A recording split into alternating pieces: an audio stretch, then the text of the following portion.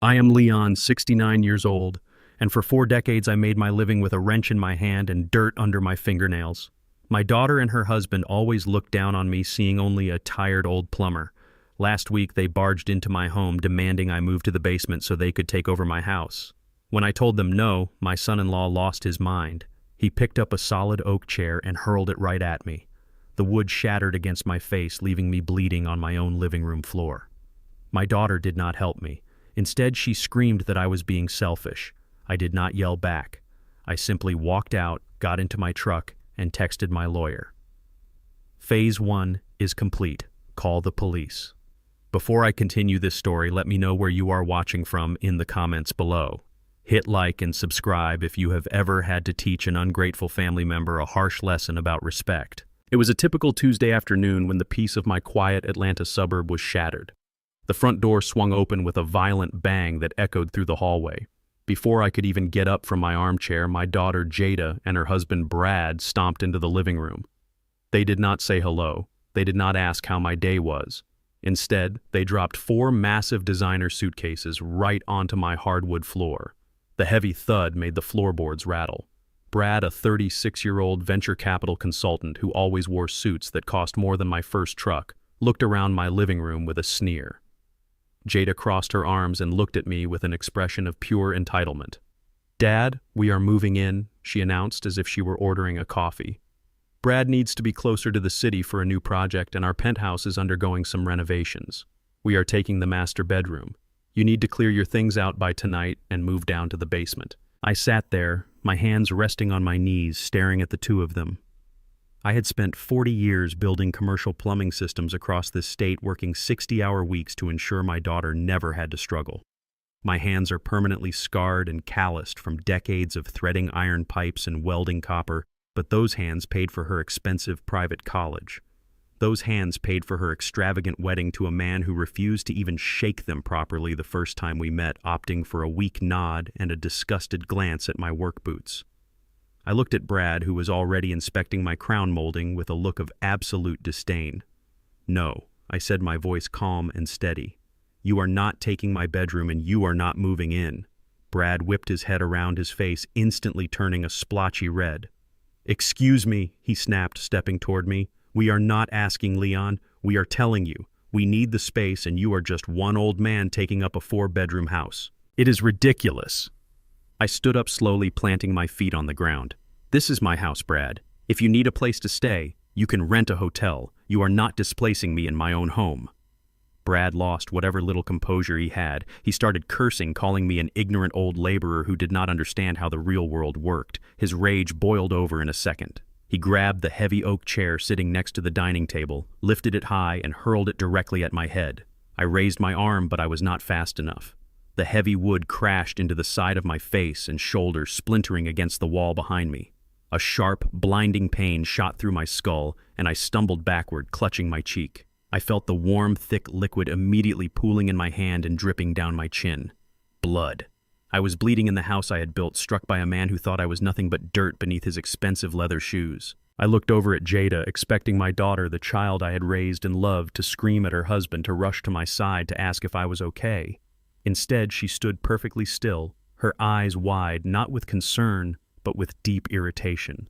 "Look what you made him do, Dad!" she yelled, her voice dripping with venom. "You are being completely selfish. We are your family and you cannot even do us this one simple favor. Brad is under a lot of stress at work and you are just making it worse. You are so stubborn and greedy." Her words hurt far more than the physical blow. She was looking at my bleeding face and defending the man who had just assaulted me. I looked down at the shattered pieces of the oak chair scattered across the floor. That was not just any piece of furniture. When I was 22 years old, fresh out of an apprenticeship, and taking my very first commercial plumbing contract, I spent an entire month crawling through industrial sewer pipes. I came home every night smelling like waste and bleach, my muscles aching so badly I could barely sleep. With my first real paycheck, I bought a dining set for my late wife, Evelyn. It was the first nice thing we ever owned. Evelyn polished those oak chairs every Sunday. She cherished them, telling everyone they were a symbol of our hard work and our enduring promise to each other. When she passed away 5 years ago, those chairs became sacred to me. and now Brad had smashed one of them against my face because I refused to surrender my bed to him. He destroyed a piece of my history, a piece of Evelyn, without a second thought. He was completely ignorant of its emotional value, just as he was utterly ignorant of my actual financial value. He always assumed I was just a broke retiree living off a meager pension. He had no idea that the calloused old plumber he was abusing held an 8-figure commercial contracting empire entirely in a blind trust. Brad stood there, his chest heaving, pointing a finger at me. "You better have your bags packed and moved to the basement by the time we get back from dinner," he barked, straightening his designer jacket as if he had just swatted a fly. "If you do not, I will throw your garbage out on the lawn myself." I did not reach for a towel. I did not raise my voice. I did not curse or yell or try to strike him back. I simply stood up completely straight, letting the blood drip freely from my cheek onto the collar of my shirt. I looked Brad dead in the eyes. The silence in the room became incredibly heavy, thick, and suffocating. Brad shifted his weight, his arrogant sneer faltering for just a fraction of a second as he met my gaze. He expected an old, tired man to cower, to cry, or to throw a useless tantrum. He did not expect the absolute terrifying stillness of a man who had suddenly flipped a switch in his mind. I looked at Jada, my daughter, the girl Evelyn had begged me to protect. "Do not ever let Jada fall into the hands of a con artist," Evelyn had told me on her deathbed. I was looking right at the con artist, and I realized I had been too soft. I had let them mistake my quiet humility for weakness. I did not say a single word to either of them. I just stared until Brad looked away, muttering under his breath about how he needed a drink before they went out. Without a backward glance, I turned around and walked out the front door. I climbed into my pickup truck, the leather seat cold against my back, and started the engine. I checked my reflection in the rearview mirror. The gash on my cheek was deep, definitely requiring stitches, and my shirt was stained crimson. I drove straight toward the hospital emergency room. With my good hand, I pulled out my phone and opened my messages. I selected the contact for Richard Thorne, my attorney. Richard was not some cheap local lawyer you call for a traffic ticket. He was a high-powered corporate attorney who managed my multi-million-dollar trusts and federal tax strategies with the ruthless precision of a surgeon. He had been waiting for my signal for weeks, ever since I first suspected Brad was drowning in hidden financial ruin. I typed a short, deliberate message. "Phase 1 is complete. Call the police." I hit send, placed the phone on the passenger seat, and drove toward the emergency room, knowing that the trap I had been carefully setting was finally springing shut. Brad thought he had just bullied a helpless old man. He did not realize he had just handed me the legal leverage to destroy his entire life. I sat in the sterile waiting room of the emergency department, pressing a blood-soaked gauze pad against my cheek. My face throbbed with a dull, heavy ache, but my mind was sharper than it had been in years. I pulled my phone from my pocket and opened the security application connected to my home. I had recently upgraded the entire system to high-definition commercial-grade cameras, the kind I used to install in corporate warehouses. Through the glowing screen, I had a perfect, unobstructed view of my living room. Brad and Jada had not touched a single piece of my belongings. They had not started packing my things for the basement. Instead, Brad was lounging comfortably in my favorite leather recliner, his designer shoes propped up on my mahogany coffee table. In his hand, he held a crystal glass filled with a deep red liquid. He had actually gone down into my private cellar and opened a bottle of vintage French Bordeaux I had been saving for a special occasion. He was laughing, talking animatedly to Jada, likely boasting about how easily he had put the old man in his place. I watched his arrogant smile stretch across his face, but that smile did not last long. Suddenly, the heavy oak front door violently burst open, the frame splintering inward. The red and blue lights of police cruisers flashed brightly through the front windows, casting frantic shadows across the living room walls. 4 Atlanta Police Department officers swarmed into the house, their voices echoing even through the muffled audio of my phone. Brad leaped up from the recliner in shock, dropping the crystal glass. It shattered against the hardwood floor, spilling expensive red wine everywhere like a dark stain. He immediately raised his hands, trying to use his corporate charm, shouting that he was a respected financial consultant and that there had been a misunderstanding. The officers did not care about his tailored suit or his vocabulary. They grabbed him, twisted his arms behind his back, and slammed his face right into the very floor he had demanded I surrender to him. I watched the heavy knee of a police officer press firmly into Brad's back as the cold steel handcuffs clicked shut around his wrists. Brad started thrashing and screaming, his face contorted in panic, yelling that I was just a senile old fool who had lost his mind. Jada was standing in the corner, shrieking hysterically and waving her hands, completely powerless to stop the reality checking her husband into the pavement. I quietly locked my phone screen and slid it back into my pocket. A nurse called my name, guiding me into a small examination room. The doctor, a young man with a serious expression, inspected the jagged tear on my cheekbone. He cleaned the wound with harsh antiseptic that burned like fire, but I did not flinch. As he prepared the needle to stitch my face back together, my mind drifted to all the times I had swallowed my pride to keep the peace in my family. I felt the sharp prick of the needle piercing my skin 1, 2, 3 stitches, and with each pull of the thread, a different memory of Brad's blatant disrespect surfaced. I remembered a Thanksgiving dinner 2 years ago. I had hosted Brad and several of his pretentious venture capital friends at my home. I provided the food, the premium alcohol, and the hospitality. Brad stood in my dining room holding a glass of scotch that my money had paid for and loudly entertained his guests at my expense. He is a good guy, but he just fixes toilets for a living. Brad had sneered, unaware that I was standing just outside the kitchen door. He is strictly blue collar, no financial literacy whatsoever. You have to speak slowly and use small words when discussing investments with him. The entire group had chuckled. I remembered how Brad always made a deliberate point to wipe his hand on a napkin after shaking my hand, acting as if the imaginary grime of 40 years of honest backbreaking labor was somehow contagious. He thought my profession was beneath him. He viewed plumbers as the absolute bottom of the social ladder. What this arrogant fool did not realize was that the plumbing empire I built from the ground up had laid the commercial piping for half the corporate skyscrapers his firm rented space in. I had secured government contracts that generated more revenue in a single month than his entire firm saw in a year, but I never bragged. Evelyn and I believed that wealth should be quiet, that flashiness was a sign of insecurity. Brad mistook my silence for ignorance. He mistook my faded flannel shirts for poverty. 4, 5 stitches. The doctor snipped the medical thread and wiped the area clean. He looked at me with genuine concern and asked if I felt safe returning to my house. I looked at my reflection in the small medical mirror. A thick white bandage covered the side of my face. I smiled grimly at the doctor and told him that my house had never been safer. I walked out through the sliding glass doors of the hospital and into the cool evening air. Before I could even reach my truck in the parking lot, my phone began to vibrate violently in my pocket. The caller ID flashed with Jada's name. I let it ring 4 times before finally pressing accept and holding the device to my ear. I did not even get a chance to say hello. Jada was not calling to ask about my face. She was not calling to see if her father needed pain medication or if the doctors had checked me for a concussion. She was screaming in a state of pure, unhinged panic and rage. "What did you do?" she shrieked, her voice cracking with hysteria. "They took Brad away like a common criminal. They shoved him into the back of a police cruiser in front of all the neighbors. He is in a holding cell downtown right now. His firm will completely ruin him if he gets a criminal record. Do you have any idea what you have done to his reputation? You need to call the police precinct this exact second and tell them it was a massive misunderstanding." She was hyperventilating, demanding that I fix the mess her husband had created. "Tell them you tripped Dad. Tell them you fell and hit your head on the edge of the chair. Brad is under immense pressure at work and you provoked him by refusing to give up that bedroom. You are humiliating us over a stupid room. Call the cops and drop the charges immediately or I will never speak to you again."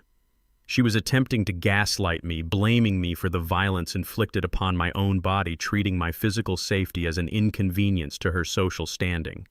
I stood perfectly still next to my truck, listening to her frantic, shallow breathing through the speaker. I did not raise my voice. I did not match her chaotic energy. I spoke with absolute chilling clarity. "I did not humiliate you, Jada," I said, my voice dropping to a low, heavy timbre. "Your husband humiliated himself when he decided to assault an old man." I paused, letting the silence stretch just long enough to make her severely uncomfortable. "And as for your demand about dropping the charges, you really should have married a lawyer instead of a fake financial consultant. If you had, you would know exactly how the legal system works in the state of Georgia. Aggravated assault with a weapon against a senior citizen is a felony offense. The state presses the charges, now not me. I could not drop them even if I wanted to. Brad is going to jail." I ended the call, turned off my phone, and climbed into my truck to head home. I arrived at my quiet suburban home and carefully wiped the remaining dried blood from the hardwood floor. The shattered pieces of the oak chair, the one I had bought with my very first commercial plumbing paycheck, were swept into a neat pile and thrown into the garbage. I went upstairs, washed my face carefully, avoided the fresh stitches, took my prescribed antibiotics, and lay down in the dark. The house was silent again, but I knew it would not last. Men like Brad Hayes do not accept defeat gracefully. They lash out. At exactly 2 a.m, a violent, rhythmic pounding echoed up the staircase. It was not a polite knock. It was the sound of a heavy boot repeatedly kicking solid wood. I did not turn on the bedside lamp. I simply reached for my tablet on the nightstand and pulled up the front porch camera feed. Brad was standing under the harsh glare of the motion sensor light. His expensive tailored suit, the one he had been wearing when he assaulted me, was violently wrinkled and stained from hours sitting in a downtown holding cell. His tie was missing. His hair was completely disheveled. Behind him stood Jada, clutching her designer purse, looking exhausted and frantic. I knew bail for a felony assault charge was set incredibly high. Knowing their actual spending habits and their obsession with projecting wealth, Jada had likely maxed out every single credit card she possessed just to secure his temporary release. She had drained her last available resources to pull her abusive husband out of a concrete room. Brad was completely unhinged. He kicked the front door again, the heavy thud vibrating through the walls of my home, and he began screaming my name into the cold night air. "Open this door right now, Leon," he roared, his voice cracking with pure rage and humiliation. "You think you can do this to me? I am a respected financial consultant. I am going to completely ruin you. I am going to take every single thing you own until you are out on the street. You are nothing but a washed-up, uneducated plumber. Open this door and give us our luggage." I sat comfortably in my bed, the soft glow of the tablet illuminating my face, watching his pathetic meltdown in high definition. I did not walk downstairs to confront him. I did not speak through the intercom system to argue. I simply tapped the screen to ensure the commercial-grade security system was actively recording both audio and video directly to a secure cloud server. I watched him throw a temper tantrum like a spoiled child who had finally been denied a toy. Every violent threat he screamed, every heavy kick he delivered to my reinforced front door was perfectly captured. This was the exact evidence of unstable and threatening behavior my lawyer needed to secure a permanent restraining order. I carefully highlighted the timestamps of the footage and forwarded the digital files directly to Richard Thorne. After 20 minutes of useless screaming and pacing, Brad realized the police might be called again by a waking neighbor. He violently grabbed Jada by the arm, dragged her toward their leased luxury SUV, and sped off into the darkness, leaving tire marks on my driveway. I finally closed my eyes and went to sleep, feeling an overwhelming sense of control. The next morning, the comforting smell of freshly brewed black coffee filled my kitchen. I sat at the table, the exact same table where Brad had thrown the chair just hours prior. At 8 o'clock sharp, a sleek black sedan pulled into my driveway. Richard Thorne walked up to my front door carrying a thick leather briefcase. Richard was a man of absolute precision and ruthless legal strategy. He did not waste time with polite pleasantries. He walked straight into my kitchen, accepted a hot mug of coffee, and immediately slid a heavy, tightly packed manila folder across the table toward me. "I pulled all of his financial records last night through my private investigative contacts," Richard said, taking a slow, deliberate sip of his coffee. "Your son-in-law is not a venture capital genius, Leon. He is a walking financial disaster." I opened the folder. The very first document was a bright red foreclosure notice. Brad and Jada had been bragging for months about their stunning downtown penthouse, constantly posting photos of their skyline views on social media to impress their fake friends. The truth was laid out right in front of me in stark black and white ink. They had not paid their mortgage in 6 full months. The bank was legally seizing the property by the end of the week. I flipped to the next page, and the reality of their situation grew even darker. It was a formal, terrifying notice from the Internal Revenue Service. Brad had been severely overstating his income, faking investment returns, and hiding money in offshore accounts to avoid federal taxes for years. His firm was completely unaware of his illegal side dealings, but the federal government had finally caught up to him. He owed the IRS over $800,000 in back taxes, severe penalties, and compounding interest. His personal bank accounts were completely frozen by federal mandate. His credit score was annihilated. He had absolutely zero liquid cash to his name. Everything clicked into place with perfect crystal clarity. The sudden demanding desire to move into my home was not out of convenience for a new business project. It was out of absolute panic-stricken desperation. They were about to be thrown out onto the street with nothing but the designer clothes on their backs. Brad had planned to manipulate me, force me down into the damp basement, and gradually take legal control of my property to save himself from total financial ruin. He had looked down on my calloused hands and my faded jeans, entirely unaware that the man he was trying to scam had more money sitting in a single checking account than Brad had ever earned in his entire miserable life. He thought he was playing a brilliant game of chess against a naive, uneducated old laborer. He did not realize I owned the board, the pieces, and the table they sat on.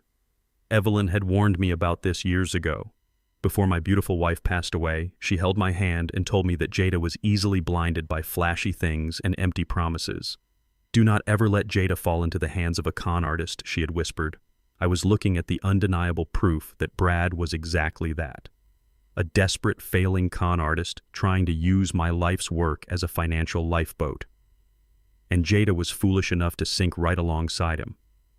Richard and I were deeply engaged in discussing the legal strategy for freezing Brad out entirely when a sharp, authoritative knock interrupted our conversation. I walked to the front door and looked through the peephole. It was not Brad or Jada returning for their luggage. It was the local chief of police, a stern man I had known personally for over a decade. I opened the door expecting him to ask for a formal written statement regarding the violent assault from yesterday. Instead, his expression was incredibly grim and profoundly uncomfortable. Leon the chief said, slowly removing his hat and shifting his weight with obvious reluctance, "I need you to step outside for a moment. Jada was at the precinct first thing this morning. She filed a formal sworn report claiming you have severe advanced dementia. She told the magistrate you had an episode of severe paranoia, threw yourself against a chair to deliberately cause that facial injury, and falsely framed her husband because you are losing your mind.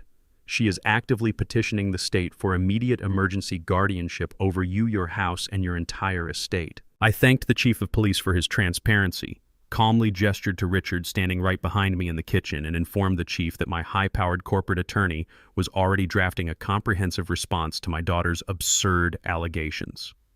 Richard handed the chief a stack of preliminary medical evaluations I had completed just last month for my life insurance renewal, proving my cognitive functions were absolutely flawless. The chief nodded visibly, relieved he did not have to drag an old friend out of his own house, and left. Jada's emergency guardianship petition was dead on arrival. She had fired her strongest weapon, and it had bounced right off my armor. I knew it would only be a matter of time before she changed her tactics. 3 days later, the doorbell rang. I checked the security camera. It was Jada. She was standing on my front porch alone, looking like a completely different person from the screaming, entitled woman who had demanded my bedroom. She wore a simple, understated sweater. Her makeup was entirely washed off, leaving her face looking pale and exhausted. In her hands, she held a large foil-covered glass baking dish. I unlocked the door and pulled it open. Jada immediately burst into heavy theatrical tears. She did not yell. She did not make demands. She simply stood there, letting her shoulders shake as tears streamed down her cheeks. "Dad, I am so incredibly sorry," she sobbed, her voice trembling with perfect, practiced fragility. "I was so wrong. Brad was completely out of line. I was just so scared and overwhelmed by everything going on with his work that I lost my mind. Please, Dad. Please let me come inside. I cannot stand fighting with you." I stepped back silently, allowing her to cross the threshold into the hallway. She walked straight into the kitchen and set the glass dish on the counter. She pulled back the aluminum foil, and the warm, sweet aroma of baked peaches, cinnamon, and brown sugar instantly filled the room. I looked down at the dessert. It was a peach cobbler. Not a store-bought pastry, but a homemade peach cobbler, baked exactly the way my late wife Evelyn used to make it. Evelyn had spent years perfecting that specific recipe, adding a secret dash of nutmeg and a thick, buttery lattice crust that always turned golden brown. It was the dessert she baked for every single one of my birthdays, every Thanksgiving, and every time I came home exhausted after a grueling month-long commercial plumbing project. Evelyn had taught Jada how to bake it when she was just a little girl standing on a step stool in this very kitchen. Jada was weaponizing her dead mother's memory to manipulate my emotions.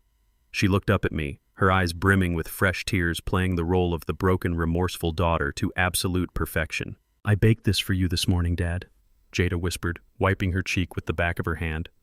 I was thinking about Mom all night. I was thinking about how disappointed she would be right now seeing us tear each other apart like this. She loved Brad. She loved our family. She always said that no matter how angry we get, we have to find a way to forgive each other. Mom would never want to see her son-in-law sitting in a cold jail cell facing felony charges. She would want us to heal. She reached into her purse and pulled out a neatly folded document, sliding it across the kitchen table toward me. I printed out a formal family reconciliation agreement, she said, her voice softening into a desperate plea. Brad is willing to undergo anger management counseling. He is deeply ashamed of what he did to your face. This paper just formally states that we have reached a private family settlement and that you are officially requesting the district attorney to drop the aggravated assault charges. If you sign this, we can put this entire nightmare behind us. We can be a family again exactly the way Mom would have wanted. I looked at the paper resting on the kitchen table. I did not reach for my reading glasses in my shirt pocket. Instead, I squinted hard, leaning forward and putting on a masterful performance of a tired, aging father whose vision was rapidly failing him. I let my hands tremble just slightly as I smoothed out the document. My eyesight was actually perfectly fine. I could read the fine print clearly from 2 feet away. I recognized the legal formatting instantly. This was absolutely not a family reconciliation agreement. There was no mention of assault charges or anger management. Boldly printed at the top, disguised under a misleading cover sheet, was a durable financial power of attorney.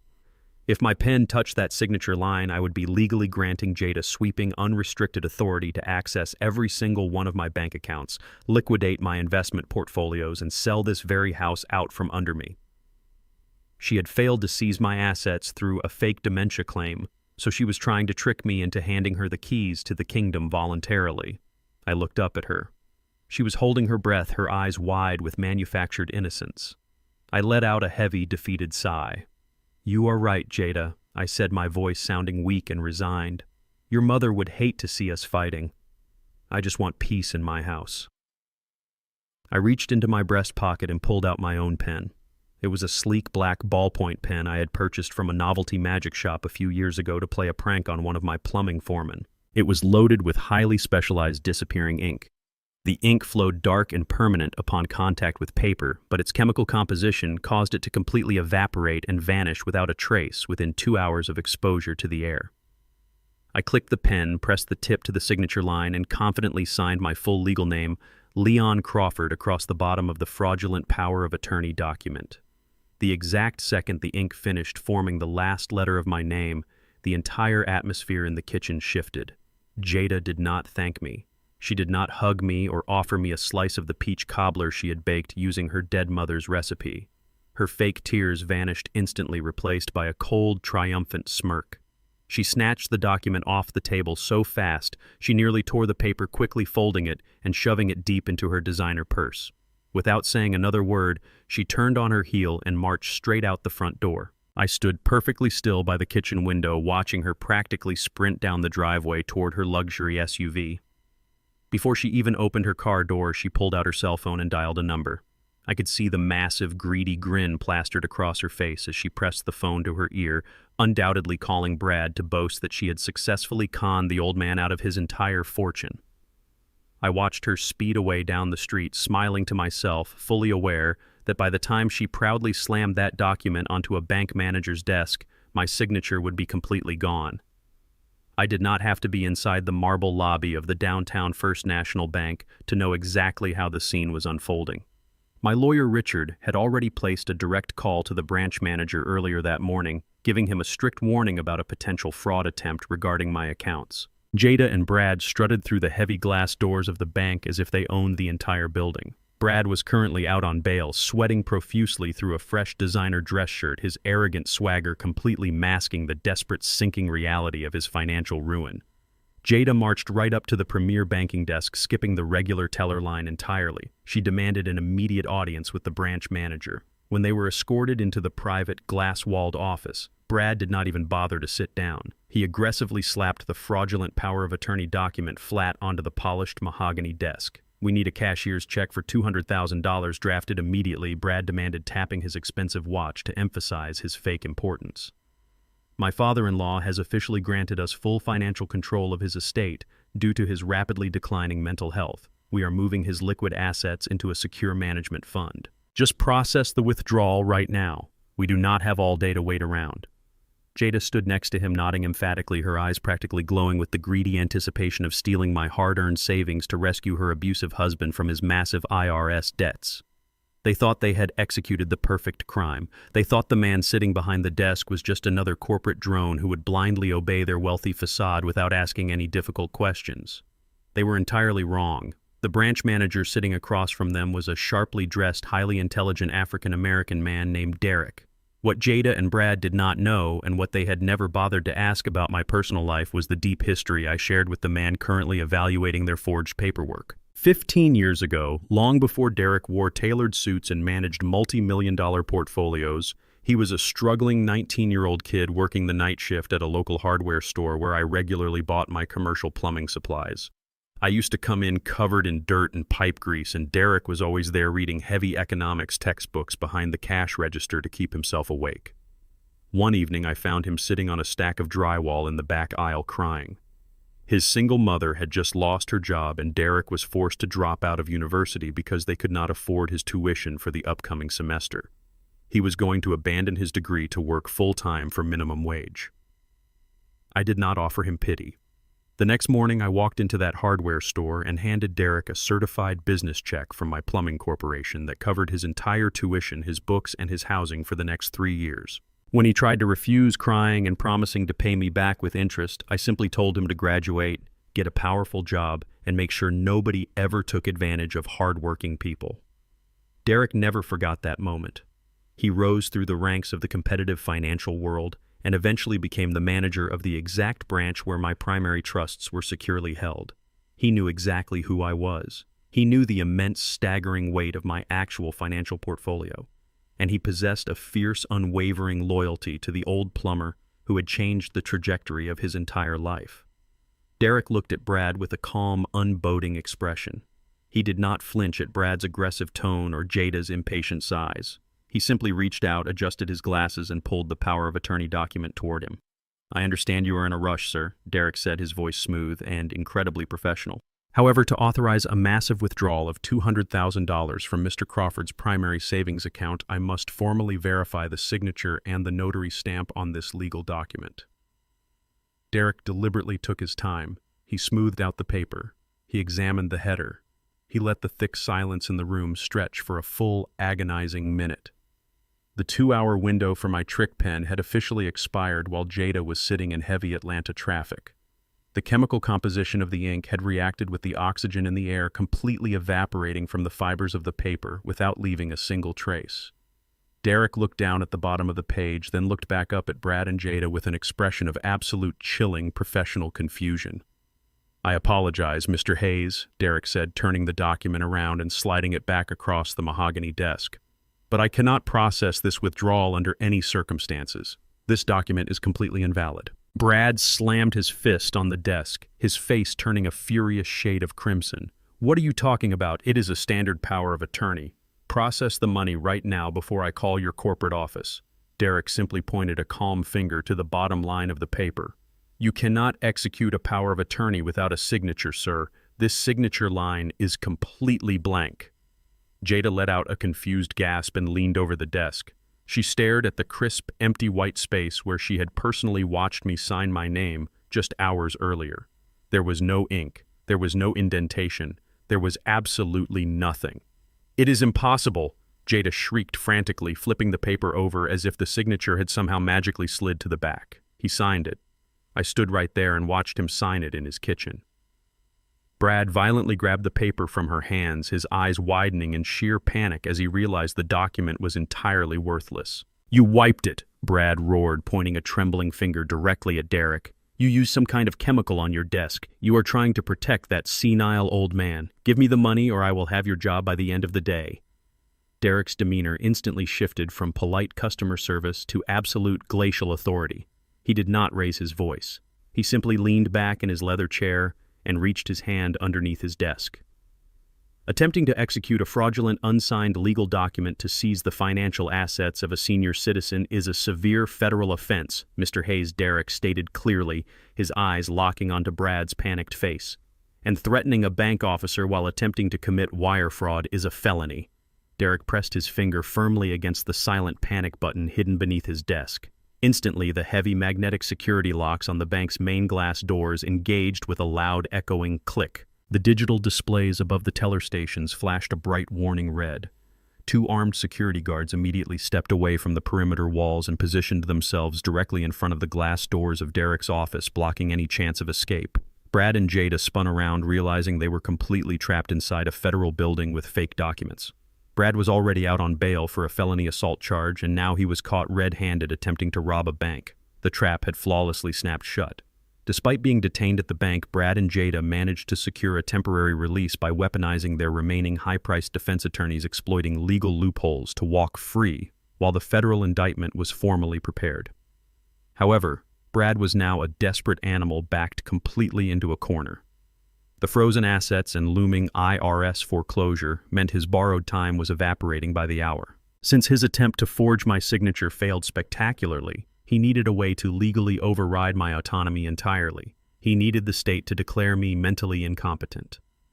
Just 2 days after the bank incident, a sleek silver car pulled into my driveway. A tall, overly groomed man stepped out wearing a sharply tailored gray suit that screamed of misplaced arrogance. I recognized him immediately from the dossier Richard had compiled on Brad's associates. This was Dr. Aris, a disgraced psychiatrist, to my porch, and rang the bell with aggressive authority. When I opened the door, he did not introduce himself politely. He pushed his way past me, waving a clipboard with a fake city seal printed on the top. "Mr. Crawford, I am here to conduct a state-mandated cognitive wellness check, doctor." Aris declared, his tone dripping with fake bureaucratic authority. "Your family has raised severe concerns regarding your ability to care for yourself. I am legally required to assess your mental state today. If you refuse, I will call the authorities and have you removed from this property for an involuntary psychiatric hold." I looked past his shoulder through the open doorway and saw Brad's luxury SUV parked down the street, idling in the shadows. Brad was waiting for the golden ticket. I did not argue or attempt to block the doorway. I simply stepped aside, offering a weak, trembling nod, and led the corrupt doctor into my kitchen. Dr. Aris sat at my kitchen table, unpacking his forms with the theatrical precision of a man who loved the sound of his own voice. He looked around my modest home, his eyes lingering on my worn work boots by the door and the faded flannel jacket draped over a chair. I could see the absolute contempt radiating from his posture. He looked at me the exact same way Brad did, seeing nothing but a dirty, uneducated laborer who had outlived his usefulness. Men like Dr. Aris possessed framed degrees from prestigious universities but lacked a single ounce of genuine intelligence or moral fiber. During my 40 years running a massive commercial plumbing corporation, I had dealt with hundreds of men exactly like him. They were the architects and developers who would look down their noses at my crew, spouting theoretical jargon, only to call me in a blind panic when their multi-million-dollar luxury high-rises were flooding with raw sewage because they tried to cut corners on the pipe fittings.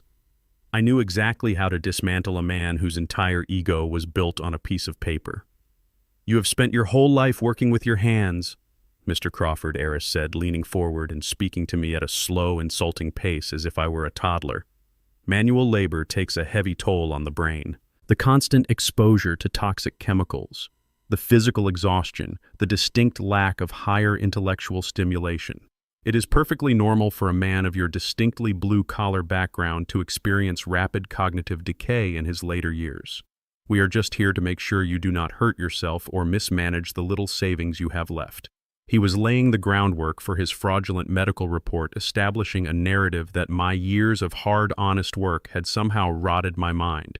He was completely unaware that the blue-collar laborer sitting across from him possessed an encyclopedic knowledge of complex federal tax codes, corporate trust structures, and commercial contract law. He thought he was walking into an easy payday, an effortless scam orchestrated by his wealthy client Brad. He had no idea he had just stepped onto a financial and legal landmine. I slumped my shoulders, letting my posture project the image of a defeated, frail old man. I folded my hands in my lap. What Dr. Aris could not see was that directly underneath the lip of the kitchen table, securely fastened with industrial mounting tape, was a high-fidelity digital audio recorder. I had installed it the previous night, anticipating that Brad would send someone directly to my home. With a subtle flick of my thumb, I pressed the record button. A tiny, invisible red light indicated the device was actively capturing every single sound in the room. "Let us begin with some basic questions," Eris said, clicking his pen. "Can you tell me what year it is, Mr. Crawford?" I stared blankly at the wall for a long moment, furrowing my brow. "It is 1998, I whispered, intentionally citing the year my late wife Evelyn and I bought this house. Aris smirked quickly, scribbling a note on his clipboard. "And who is the current president of the United States?" he asked next. I gave him the name of a politician who had been out of office for over a decade. I played the role perfectly. When he asked me to count backward from 100 by sevens, I stopped at 85, rubbed my temples, and muttered that my head was hurting too much to think about numbers. The doctor's smug satisfaction was palpable. He leaned back in his chair, completely dropping his professional facade. "Brad was absolutely right," Eris chuckled under his breath, shaking his head.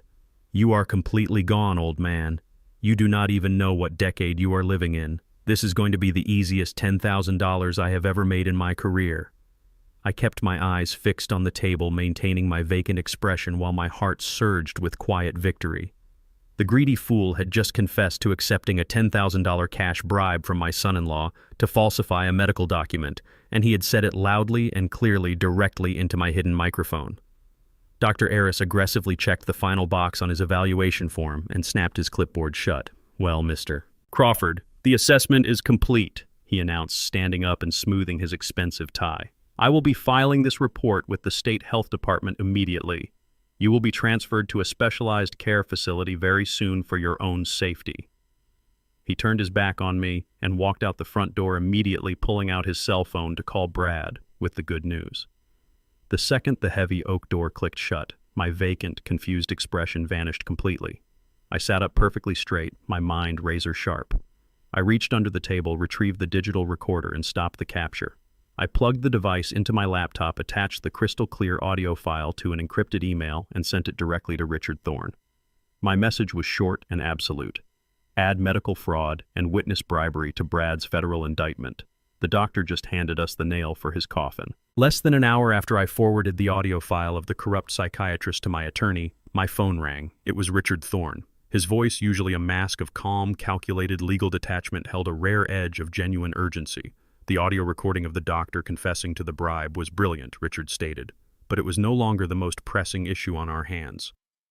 While Dr. Eris was sitting in my kitchen trying to fabricate a dementia diagnosis, Richard had deployed a highly specialized forensic accountant to deeply probe the financial infrastructure of Brad's business dealings.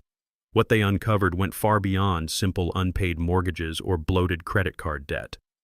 Brad was in a state of absolute frantic panic.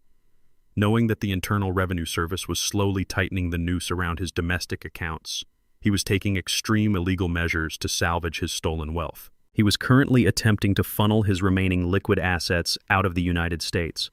The forensic accountant had intercepted a series of highly sophisticated encrypted wire transfers, routing hundreds of thousands of dollars into newly established shell corporations located in the Cayman Islands. He was trying to hide the money from federal seizure, hoping to build a secret nest egg to fall back on when his domestic life inevitably imploded. But Brad was a coward. He knew the monumental risk of executing these illegal international transfers, so he did not just put his own name on the offshore accounts. He had forged Jada's digital signature and explicitly listed her as the primary co-owner of the shell companies. He was using my own daughter as a human shield.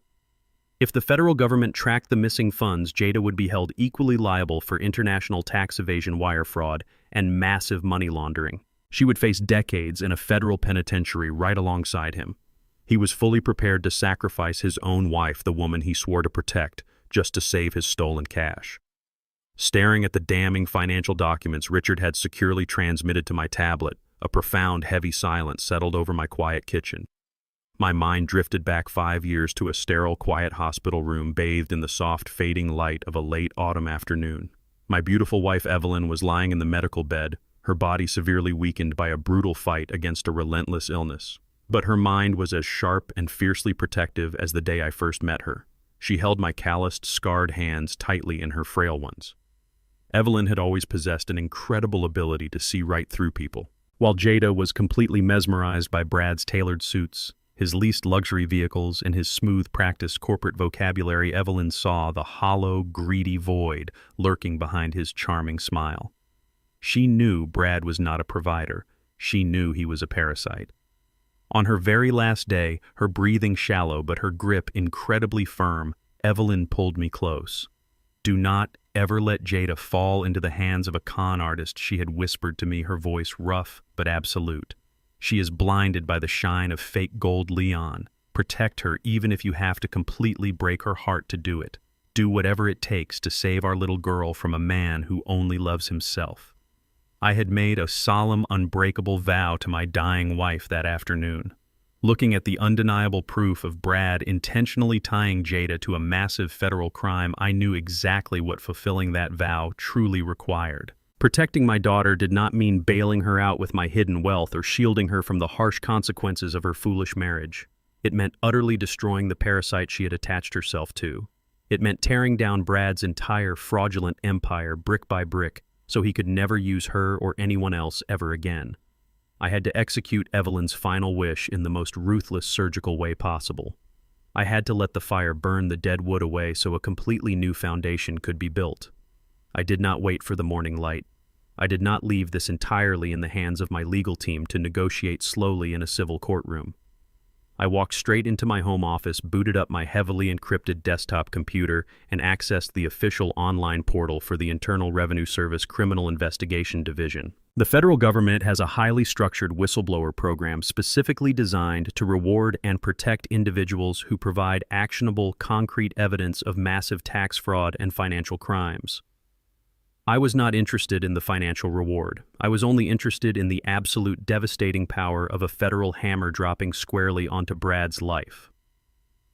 I methodically created a comprehensive digital dossier. I uploaded every single piece of evidence Richard's forensic accountant had uncovered.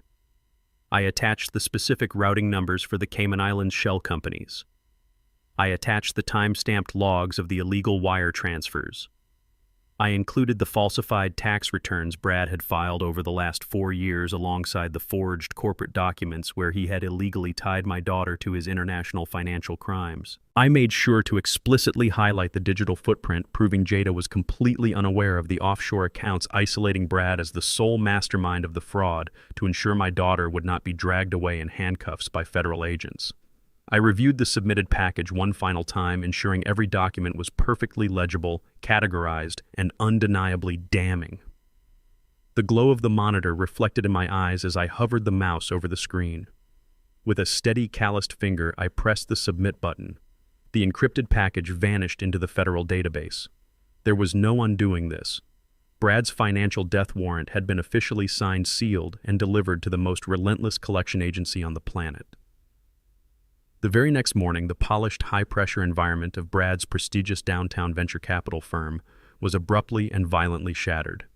At exactly 9 o'clock, the heavy glass elevator doors slid open on the 40th floor. A team of 6 stern-faced individuals stepped out wearing dark windbreakers with the letters IRS, Criminal Investigation, printed in bold yellow text across their backs. They did not stop at the front receptionist's desk to ask for permission. They bypassed the security gate, entirely carrying empty cardboard boxes and a thick stack of federal warrants. They marched straight down the quiet glass hallway, walking past dozens of shocked and whispering corporate executives, and kicked open the heavy oak door to Brad's corner office. Brad was sitting in his expensive leather chair, sipping a latte and reviewing a spreadsheet. The smug, arrogant smirk was instantly wiped from his face as the armed federal agents swarmed his personal workspace. They slammed a comprehensive zero-tolerance asset freeze and seizure order onto his pristine glass desk, demanding he step away from his computer immediately and keep his hands exactly where they could see them. I was a drowning man, and drowning men will grasp at anything to stay afloat. Less than 48 hours after the federal agents marched into his office and froze his entire existence, my phone vibrated with an incoming message. It was a video file sent directly from Brad. I opened it and watched a heavily manipulated, maliciously spliced piece of security footage from my own living room. It was from the day he threw the oak chair. However, the footage had been aggressively edited. The frames where Brad hurled the chair were completely cut out. Instead, the video abruptly skipped and looped to show a brief moment where I had raised my arm in self-defense, followed by a cut of Jada tripping over one of her own designer suitcases. Without the original context, the edited video made it look exactly as if I had violently shoved my own daughter to the hardwood floor in a fit of unprovoked rage. A second later, Brad called me. I answered, and his voice came through the speaker, frantic, manic, and dripping with cornered desperation. "Listen to me very carefully, old man," Brad hissed, his breath ragged. "I am sending this video to the local news stations, to your neighbors, and to the police department in exactly 2 hours. I will tell them you attacked your own daughter. I will have you arrested for domestic violence. Your entire reputation in this community will be completely annihilated. You will rot in a prison cell." I listened to his frantic breathing, keeping my own breathing perfectly steady. "What do you want, Brad?" I asked, intentionally making my voice sound thin and frightened. "I want the house," he demanded instantly. "My lawyer has drawn up a quitclaim deed. You are going to sign over the entire property to Jada and me right now. No trusts, no conditions, just a direct transfer of the deed. You meet me at my lawyer's office in 30 minutes and sign the house over, or I hit send and your life is over." He texted me an address for a flashy, low-rent law office located in a commercial strip mall. It was the exact kind of place a desperate man goes when the high-powered corporate firms refuse to return his phone calls. I drove my truck across town, mentally preparing for the performance of a lifetime. When I walked into the cramped, poorly lit conference room, Brad was already sitting at the table. He looked absolutely terrible. He was wearing the same wrinkled suit from the day of his arrest. The dark circles under his eyes revealed he had not slept since the federal agents raided his firm. Yet despite his catastrophic reality, he still wore that identical, sickeningly arrogant smirk. He honestly believed he had just checkmated me. "You finally realized who you are dealing with," Brad sneered as I took a seat across from him. His sleazy defense attorney slid a thick stack of legal documents across the cheap veneer table. Brad leaned forward, placing his elbows on the table, eager to twist the knife. He needed to humiliate me to make himself feel powerful again. "You spent 40 years of your life crawling in human waste, Leon," Brad said, his voice dripping with absolute contempt. "You ruined your knees and scarred your hands doing a job that a high school dropout could do. You saved your pennies for decades to pay off this pathetic suburban house. And now, because you are a weak, uneducated laborer who does not understand how the real world operates, you are going to hand your biggest asset over to me in 5 minutes." I sat perfectly still, letting his insults wash over me like water off a stone. I did not defend my career. I did not mention the multi-million-dollar commercial contracts I had executed or the massive high-rises my company had plumbed. I let his massive, fragile ego inflate to the point of bursting. Men like me always win. Brad continued laughing, a dry, bitter laugh. "We use our brains. We do not use our hands. You are just a dirty old plumber, and I am the one walking away with an $800,000 property. Sign the paper, Leon. Sign it right now, or I swear to God I will post that video and watch the police drag you out of your house in handcuffs."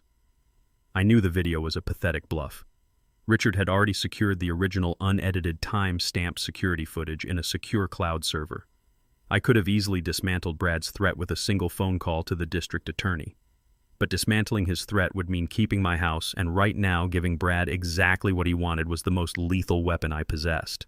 I needed him to take ownership of this specific property, so I played the role of the defeated, terrified father. I slumped my shoulders forward, letting my posture collapse. I kept my eyes averted, staring down at the table as if I were utterly broken. I slowly reached out and picked up the heavy black pen the lawyer had provided. I let my hand tremble violently. I brought the pen to the paper, hovering over the signature line, and looked up at Brad with wide, fearful eyes. "If I sign this," I whispered, my voice shaking perfectly, "you have to promise to delete that video. You cannot show that to anyone. You have to promise to leave me alone." Brad snatched the pen from my hand, shoved it back into my palm, and pointed aggressively at the dotted line. "I promise nothing until you sign," he barked. "Sign the deed, old man. Give me my house."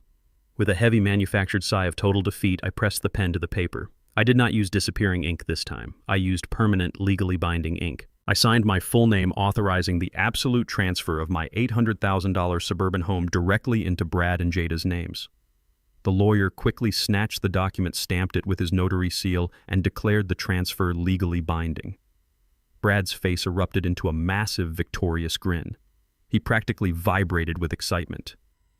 In his desperate, panic-stricken mind, he had just secured a massive, unencumbered asset that he could leverage or sell to pay off the IRS and save himself from federal prison. He had no idea he had just swallowed a lethal financial poison pill. I stood up slowly, playing the part of a ruined man to the very end, and walked out of the conference room. Brad followed me out into the bright afternoon sun of the parking lot.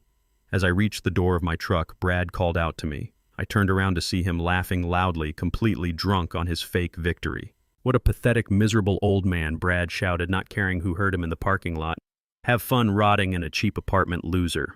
I did not get angry. I did not yell back. I simply looked at him standing there in his ruined suit and allowed a small, cold, highly mysterious smile to spread across my face. I turned around, got into my truck, and drove away, leaving him to celebrate a victory that would completely destroy him.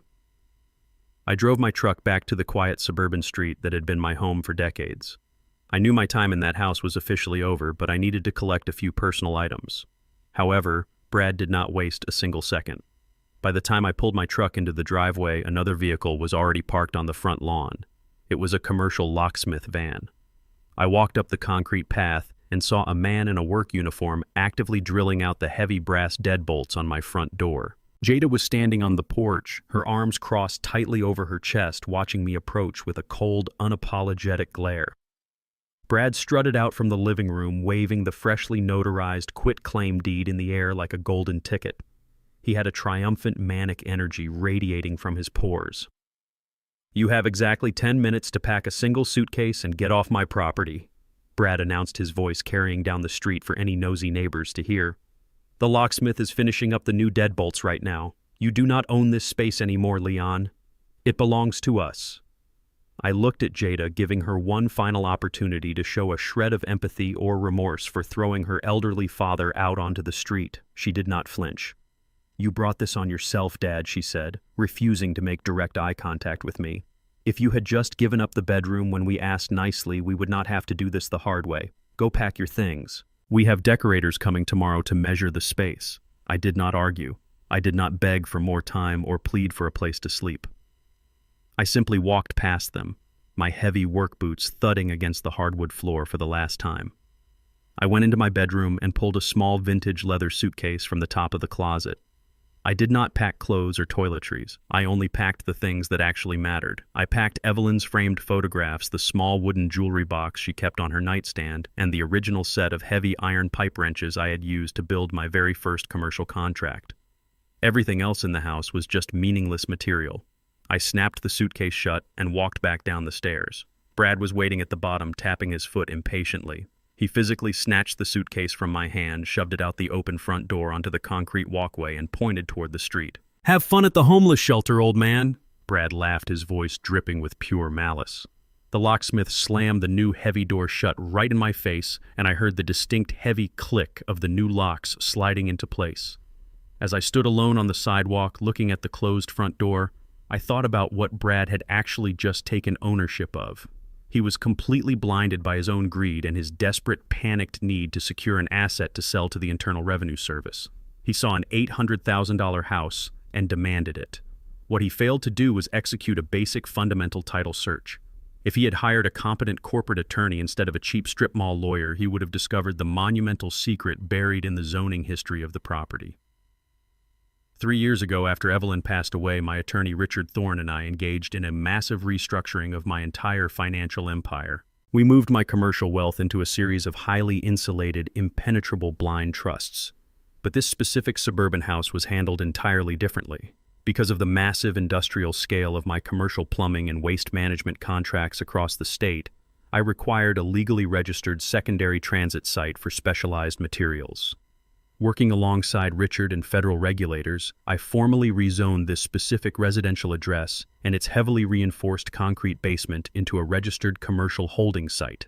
I legally attached the property to my commercial waste processing corporation. The house was not just a house, it was a highly regulated corporate liability.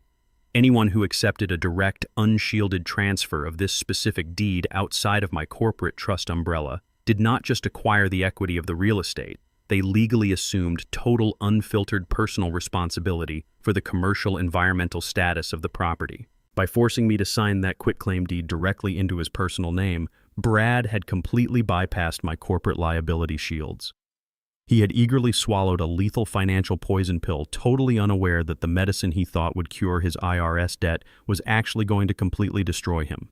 I heard the muffled sound of a champagne cork popping from inside the living room.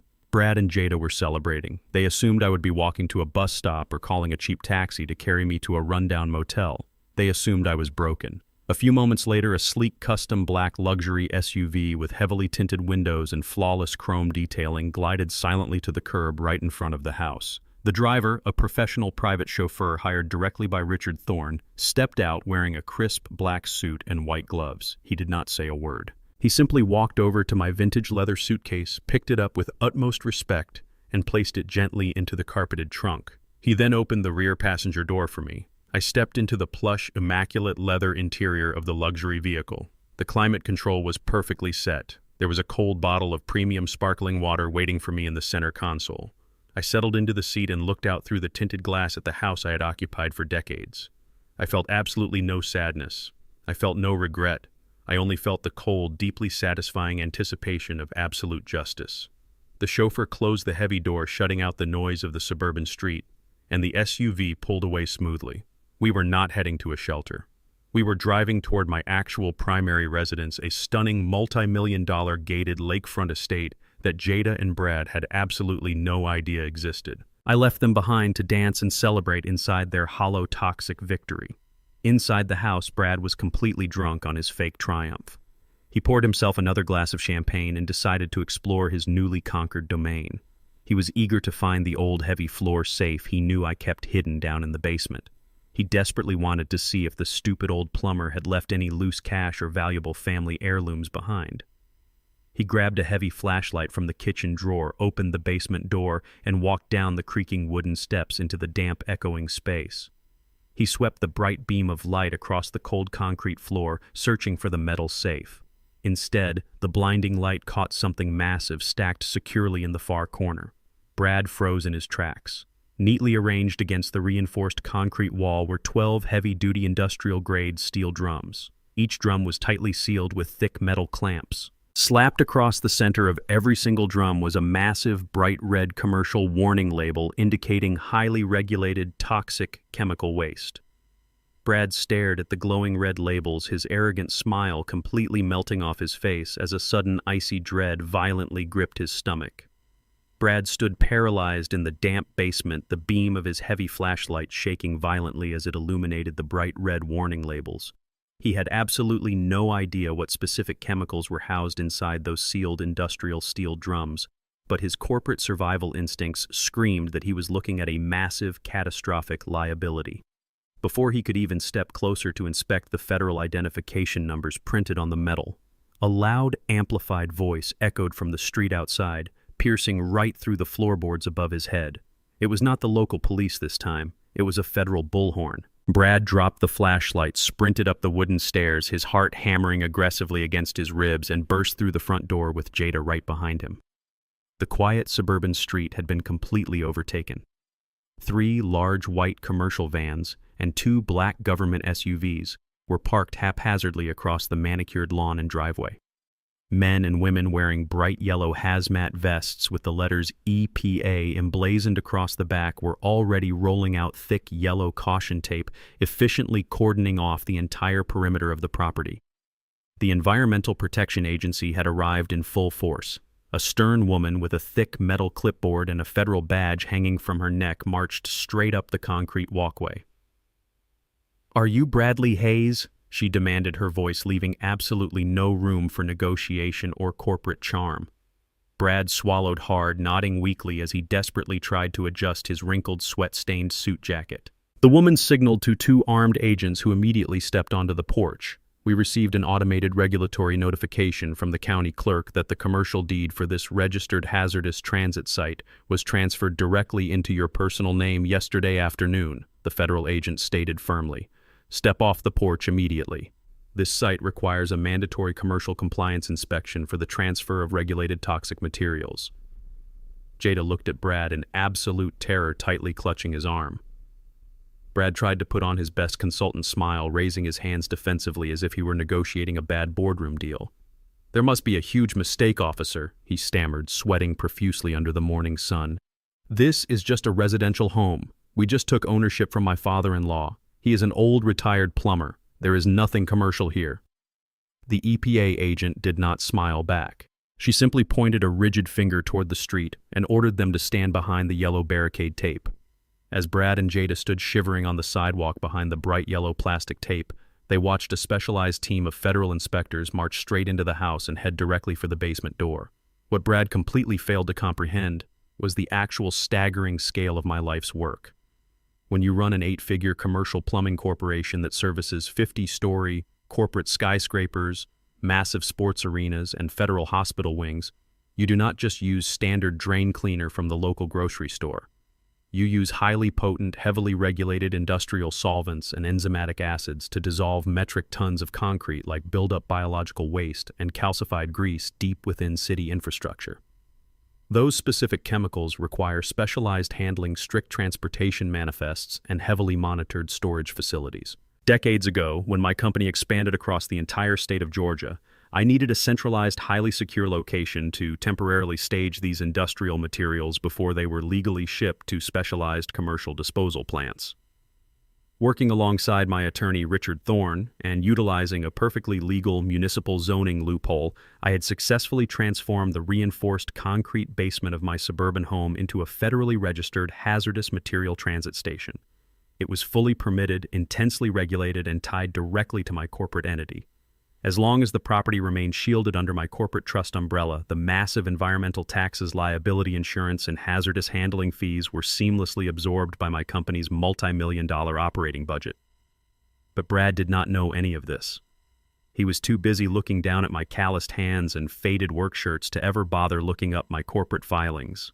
When he maliciously forced me to sign that quitclaim deed, transferring the property entirely out of my insulated corporate trust and directly into his personal name, he triggered an automatic federal audit.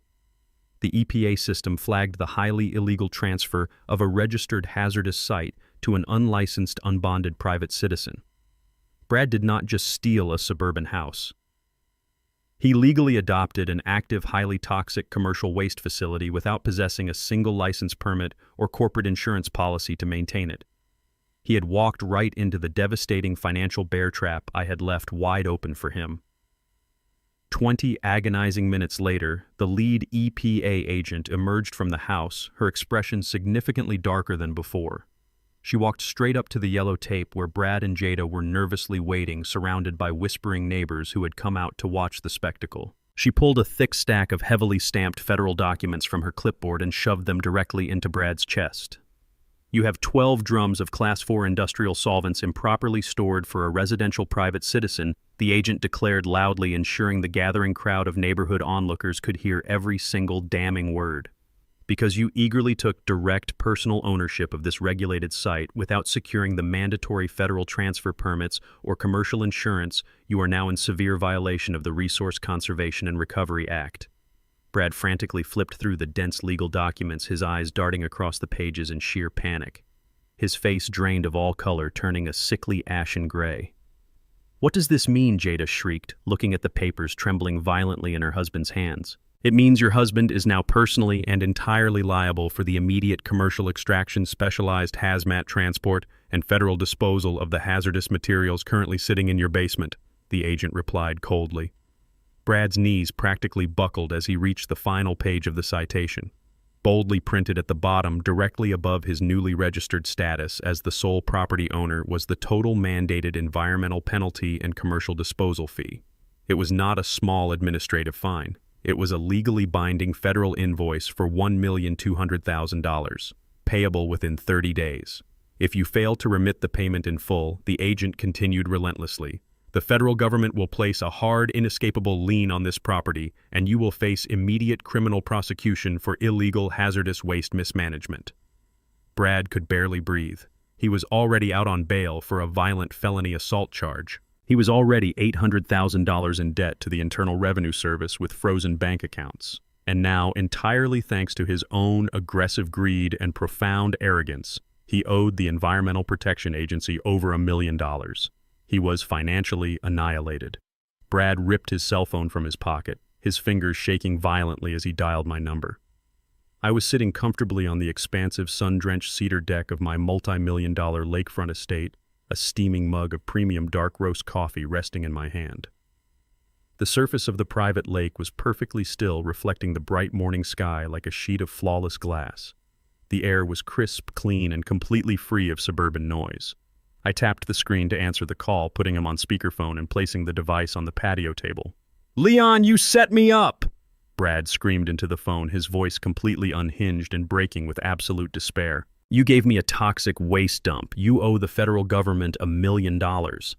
I took a slow, highly satisfying sip of my coffee, listening to the soothing sounds of the water lapping gently against my private wooden dock. "I do not owe the government a single dime." "Brad," I replied, my voice smooth, calm, and utterly merciless. "You are a highly educated white-collar financial consultant. You really should have read the fine print before you stole an old plumber's house. Have a wonderful morning."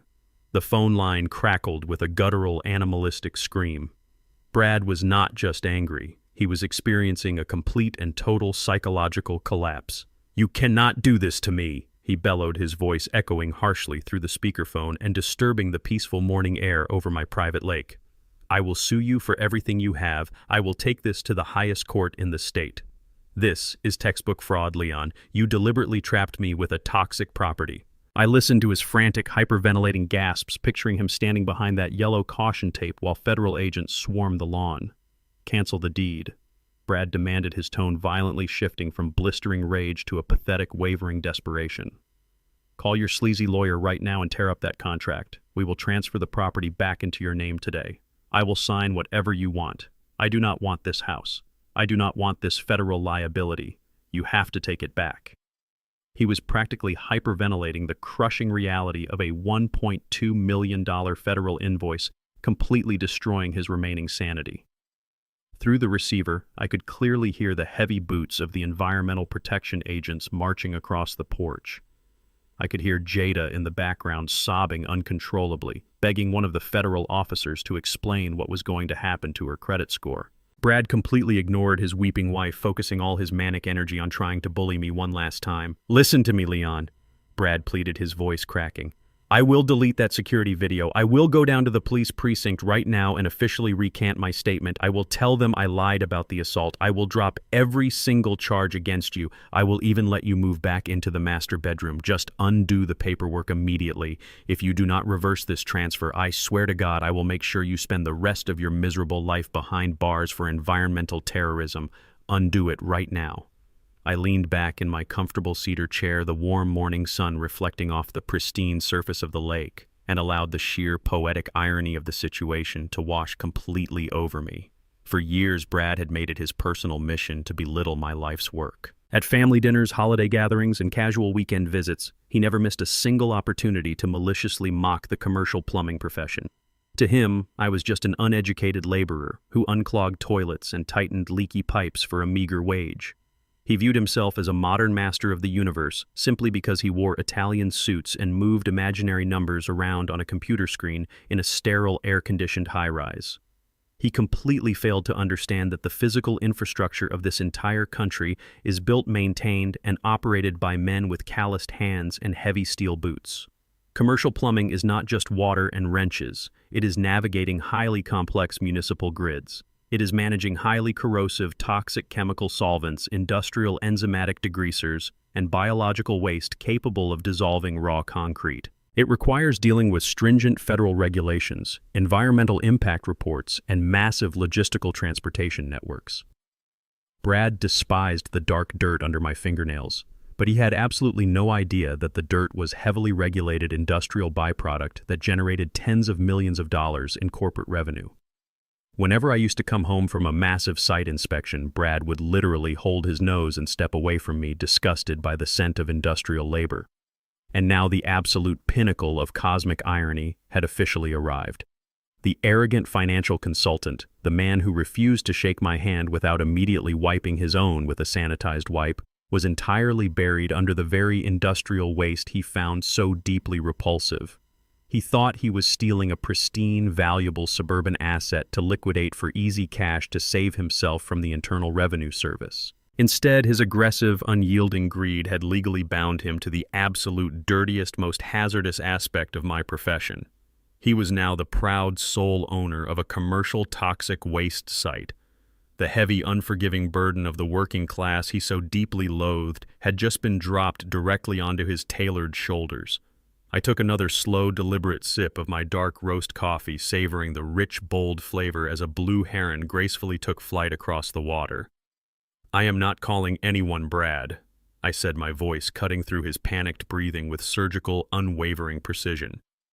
"And there is absolutely no fraud here. You drafted the quitclaim deed, you brought your own lawyer, you chose the location for the signing, you practically forced the pen into my hand while threatening me with a spliced video. I simply gave you exactly what you demanded." Brad let out a choked, desperate noise, his breathing growing increasingly ragged. "You knew about the chemicals," he accused, his voice shaking with terror. "You intentionally withheld the environmental status of the property." I let out a short, cold laugh. "The environmental status of that property is a matter of public record, Brad. It has been federally registered for years. Any competent financial consultant or real estate attorney would have pulled the property disclosures and municipal zoning history before demanding a direct, unshielded title transfer. But you were too busy looking down your nose at me to look up the basic legal facts." I paused, letting the heavy silence stretch across the phone line, making absolutely sure he hung on to every single word I was about to deliver. "You always acted like you were the smartest man in the room. You loved playing the brilliant, highly educated white financial guru dealing with the naive, simple-minded black plumber. Well, Mr. Hayes, you are the smart white guy. You are the financial genius. Why did you not read the fine print on the sales contract? Why did you not execute a basic title search before stealing my house?" The utter humiliation embedded in my words was the final devastating strike to his fractured ego. The phone line went dead silent for a fraction of a second before Brad completely snapped. He unleashed a guttural, terrifying roar of pure, unfiltered hatred, the sound of a man who realized his entire existence was over. "Where are you?" he screamed, his voice tearing violently at his vocal cords. "Where are you hiding, you old piece of garbage? I am going to find you and I am going to kill you." I simply pressed the end call button and placed the phone face down on the patio table. Miles away, standing in the driveway of his toxic nightmare, Brad hurled his cell phone furiously onto the grass. He shoved Jada violently out of his way, practically ripping the door of his leased luxury SUV off its hinges. He slammed his foot violently onto the gas pedal, the heavy engine roaring as he tore out of the neighborhood in a blind, homicidal rage to hunt me down. I watched the live feed from my perimeter security cameras as the final act of Brad's arrogant rampage began to unfold. He must have pulled the corporate registry filings for my trust during his manic episode to locate my actual address. He did not care about subtlety or legal boundaries anymore. His leased black luxury SUV came tearing down the private tree-lined road leading to my estate at a dangerous speed. He did not even tap the brakes when he reached my imposing wrought iron security gates. He slammed his foot aggressively onto the accelerator and rammed the 2-ton vehicle directly into the metal. The impact was deafening. The front bumper of his luxury car crumpled like cheap tinfoil, the headlight shattering into 1,000 pieces, but the sheer force burst the electronic hinges open. He skidded onto my pristine circular driveway, tearing up the expensive landscaping, and slammed the ruined vehicle into park. Jada was sitting in the passenger seat. She had clearly fed off his manic, desperate energy the entire drive over. Brad kicked his door open and marched to the rear of the smoking SUV. He popped the trunk and pulled out a massive, heavy steel crowbar. His face was twisted into a grotesque mask of pure homicidal fury. He stomped up the wide stone steps leading to my grand entryway. Jada stumbled out of the passenger side, standing on the ruined grass in her expensive heels. "Get him, Brad!" she screamed, her voice shrill and completely unhinged. "Make that selfish old man fix this. Force him to sign the reversal. Do not let him get away with ruining our lives." Brad did not hesitate. He raised the heavy steel crowbar high above his head and swung it with all his might directly into my custom floor-to-ceiling glass front doors. The reinforced glass held for the first strike, spiderwebbing with a loud, violent crack. Brad roared like a wild animal, swinging again and again until the pain finally gave way, raining sharp shards all over my polished marble foyer. He stepped through the broken frame, crunching glass under his expensive leather shoes, tightly gripping the crowbar and screaming my name into the quiet house. I stood perfectly still on the second-floor interior balcony, looking down at the grand foyer. I held my control tablet in my hand, my thumb hovering over the master interface. Brad honestly believed he was breaking into the soft, vulnerable home of a retired, defenseless old man. He thought this estate was nothing more than a pretty architectural showcase with a standard off-the-shelf residential alarm system. He was making the exact same arrogant mistake he had made his entire life. He severely underestimated the quiet, calculating mind of a blue-collar tradesman. Over my 40-year career, my commercial plumbing firm did not just service basic office buildings. We held massive, highly classified government contracts. We laid the foundational infrastructure for maximum security Federal Reserve banks, pharmaceutical research laboratories, and state correctional facilities. I spent decades studying the absolute highest echelons of commercial security architecture because I had to route industrial pipes directly through their blast-proof walls and subterranean vaults. When I built this lakefront estate for myself, I did not hire a standard residential contractor to handle the safety protocols. I personally designed and installed a Level 4 commercial security matrix, seamlessly integrating military-grade defense mechanisms directly into the elegant framework of the house. The pristine drywall hid reinforced titanium support beams. The massive picture windows overlooking the lake were not standard glass. They were 2-inch thick ballistic polymer designed to withstand sustained gunfire and explosive impacts. The entire property was an impenetrable fortress disguised as a peaceful luxury retreat. Brad thought he had forcefully breached my defenses by smashing the front door with a piece of iron. He did not realize that the perimeter glass was specifically designed as a funnel. I wanted him to break in.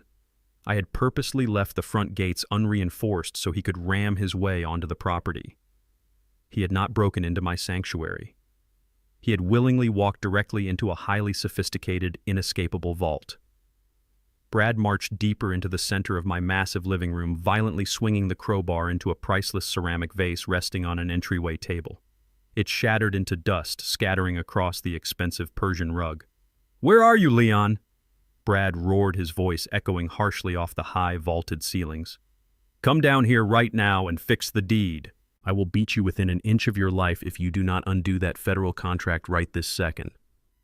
Outside on the lawn, Jada was jumping up and down, completely swept up in the violent adrenaline of the moment. "Tear the place apart until he comes out," she screamed through the shattered doorway. "Find his safe, make him pay." I looked down at the pathetic, violent display from the safety of the second floor. I did not feel a single ounce of fear or intimidation. I felt the cold, mechanical precision of absolute justice. With a steady hand, I pressed the large red icon on my tablet. The house reacted with terrifying, instantaneous violence. A deafening 130-decibel commercial security siren erupted from hidden speakers in every corner of the ceiling. The sound was physically agonizing, designed to disorient and incapacitate armed intruders. Blinding, high-intensity strobe lights began flashing rapidly from the recessed lighting fixtures, plunging the living room into a chaotic, strobe-lit nightmare. Brad dropped his hands to his ears, crying out in pain, completely blinded by the relentless flashing lights. Then came the sound of heavy industrial machinery engaging. Solid, 2-inch thick steel interlocking shutters rapidly dropped from hidden tracks above every single window and exterior door on the ground floor. They slammed into the reinforced floor-locking mechanisms with a synchronized earth-shaking boom. A massive steel grate plummeted down right over the shattered front entrance, instantly sealing the gap. Jada shrieked in terror as the metal wall slammed down inches from her face, completely cutting her off from her husband. Brad was instantly trapped inside a windowless, inescapable steel box. I stepped forward, walking right up to the edge of the interior balcony. The railing was not open air. It was enclosed by a solid wall of floor-to-ceiling tempered ballistic glass. I stood there bathed in the flashing emergency lights, looking down at the man who had assaulted me with a wooden chair just days prior. Brad stumbled blindly, coughing in the dusty air, violently swinging his crowbar against the steel shutters blocking the front door. The heavy metal did not even dent. The crowbar simply bounced off, sending painful shockwaves up his arms. He dropped the weapon, his chest heaving with sheer panic, and looked up to the second floor. He saw me standing behind the impenetrable glass, perfectly calm, entirely untouchable. I simply crossed my arms and watched his arrogant bravado shatter into millions of tiny pieces. Suddenly cutting through the deafening wail of the house alarm, another sound pierced the morning air. The high-pitched aggressive wail of multiple police sirens echoed from the distance. The sound was multiplying, approaching rapidly from both ends of my private access road. There was no back exit. There was no hidden escape route. The only way out was completely blocked by an approaching wall of flashing blue lights. 4 heavily armored police cruisers skidded to a halt on the shredded grass of my front lawn, their tires tearing deep gashes into the manicured turf. The deafening wail of the sirens abruptly cut off, replaced by the sharp, crackling static of police radios and the heavy slam of car doors. A dozen officers poured out of the vehicles with their weapons drawn, responding to the automated Level 4 commercial distress signal my security system had beamed directly to the local precinct. The flashing red and blue lights painted the exterior of my steel-encased home in chaotic, frantic strokes. Down on the lawn, the moment Jada saw the uniforms, her entire demeanor shifted with terrifying speed. The feral, aggressive woman who had just been screaming for her husband to tear my house apart vanished completely. In her place stood a fragile, hysterical victim. She sprinted toward the commanding officer, throwing her hands in the air and sobbing violently. She pointed a trembling finger at the massive steel grate covering the front door. "You have to help my husband," Jada shrieked, her voice cracking with perfectly manufactured terror. "My father has completely lost his mind. He is suffering from severe dementia and he lured us out here. He trapped Brad inside that metal box and he is going to kill him. Please, you have to break down that wall and save him. He is holding him hostage." The officers assessing the fortified structure and the weeping woman in expensive clothes immediately took defensive positions behind their vehicles, shouting through a megaphone for me to disengage the security locks and step outside with my hands visible. I stood behind the ballistic glass on the second floor, looking down at the daughter I had raised, and felt a cold, hollow ache settle deep inside my chest. This was the defining moment. This was the absolute, irrevocable severing of our blood tie. Any lingering, foolish hope I held that Jada was simply a misguided victim of Brad's manipulation completely dissolved into the sterile air of my fortified home. I watched her weep and gesture wildly, actively feeding armed police officers a calculated lie that could have easily resulted in my house being raided or my life being taken. I thought about the decades I had spent sacrificing my own comfort for her happiness. I remembered working double shifts in flooded municipal basements just to afford the tuition for her elite private academy. I remembered sitting in the front row of her college graduation, tears of pride in my eyes, believing I had successfully given her the tools to become a strong, honorable woman. I had given her everything, and in return she was standing on my ruined lawn, desperately trying to frame me for a federal crime just to protect a failing, abusive con artist. The pain of watching your own flesh and blood actively plot your destruction is a unique, suffocating kind of agony. It burns through your memories and leaves nothing but ash. But as I watched Jada wipe away her fake tears, the pain quickly solidified into a permanent, unbreakable resolve. Evelyn had been right. Our daughter had become entirely consumed by greed. She was no longer the little girl who used to wait for my plumbing truck to pull into the driveway. She was a hostile adversary. I did not feel anger anymore. I only felt the mechanical, ruthless necessity of finishing the lesson I had started. I was going to let the legal system entirely dismantle her fabricated reality. The commanding officer raised his megaphone again, his voice echoing loudly over the property, demanding I release the lockdown. Before I even had to reach for my control tablet to lower the volume of the house alarm, a sleek, silver luxury sedan calmly bypassed the perimeter of police cruisers and parked neatly at the edge of the driveway. The driver's side door opened and Richard Thorne stepped out into the chaotic scene. My attorney did not look panicked. He looked like a man arriving for a highly anticipated business meeting. He adjusted his suit jacket, grabbed his premium leather briefcase, and walked straight past a weeping Jada without even glancing in her direction. He approached the commanding officer with absolute, unwavering authority. "Officer, stand your men down and lower your weapons." Richard stated, his voice carrying the sharp, unmistakable tone of a high-powered corporate lawyer who dictated terms to federal judges for a living. "There is no hostage situation occurring on this property. The man trapped inside that security vestibule is a violent intruder, and the woman crying on the lawn is his willing accomplice." The commanding officer frowned, lowering the megaphone but keeping his hand near his holster. "Who are you?" the officer demanded. Richard snapped his briefcase open and pulled out a thick, legally certified document bearing the official seal of the state of Georgia. I am Richard Thorne, senior legal counsel for Mr. Leon Crawford, the sole owner of this estate. What you are currently responding to is a textbook home invasion. Richard handed the document directly to the officer. 2 days ago, a Superior Court judge reviewed high-definition security footage of that man violently assaulting my client with a wooden chair, followed by footage of him attempting to kick down my client's front door at 2 in the morning. The judge immediately granted a permanent zero-tolerance restraining order. That document explicitly forbids Bradley Hayes and Jada Hayes from coming within 500 feet of Mr. Crawford or any residential property registered under his corporate trust. The commanding officer quickly scanned the legal document, his eyes widening as he read the strict judicial mandates and the specific vehicle descriptions listed in the order. He looked up from the paper, his gaze shifting from Richard to the smoking, crumpled luxury SUV embedded in my wrought iron gates, and finally to Jada, whose fake tears had instantly dried up, replaced by an expression of pure, unadulterated horror. She realized the trap was completely inescapable. I watched from the balcony and pressed a single button on my tablet.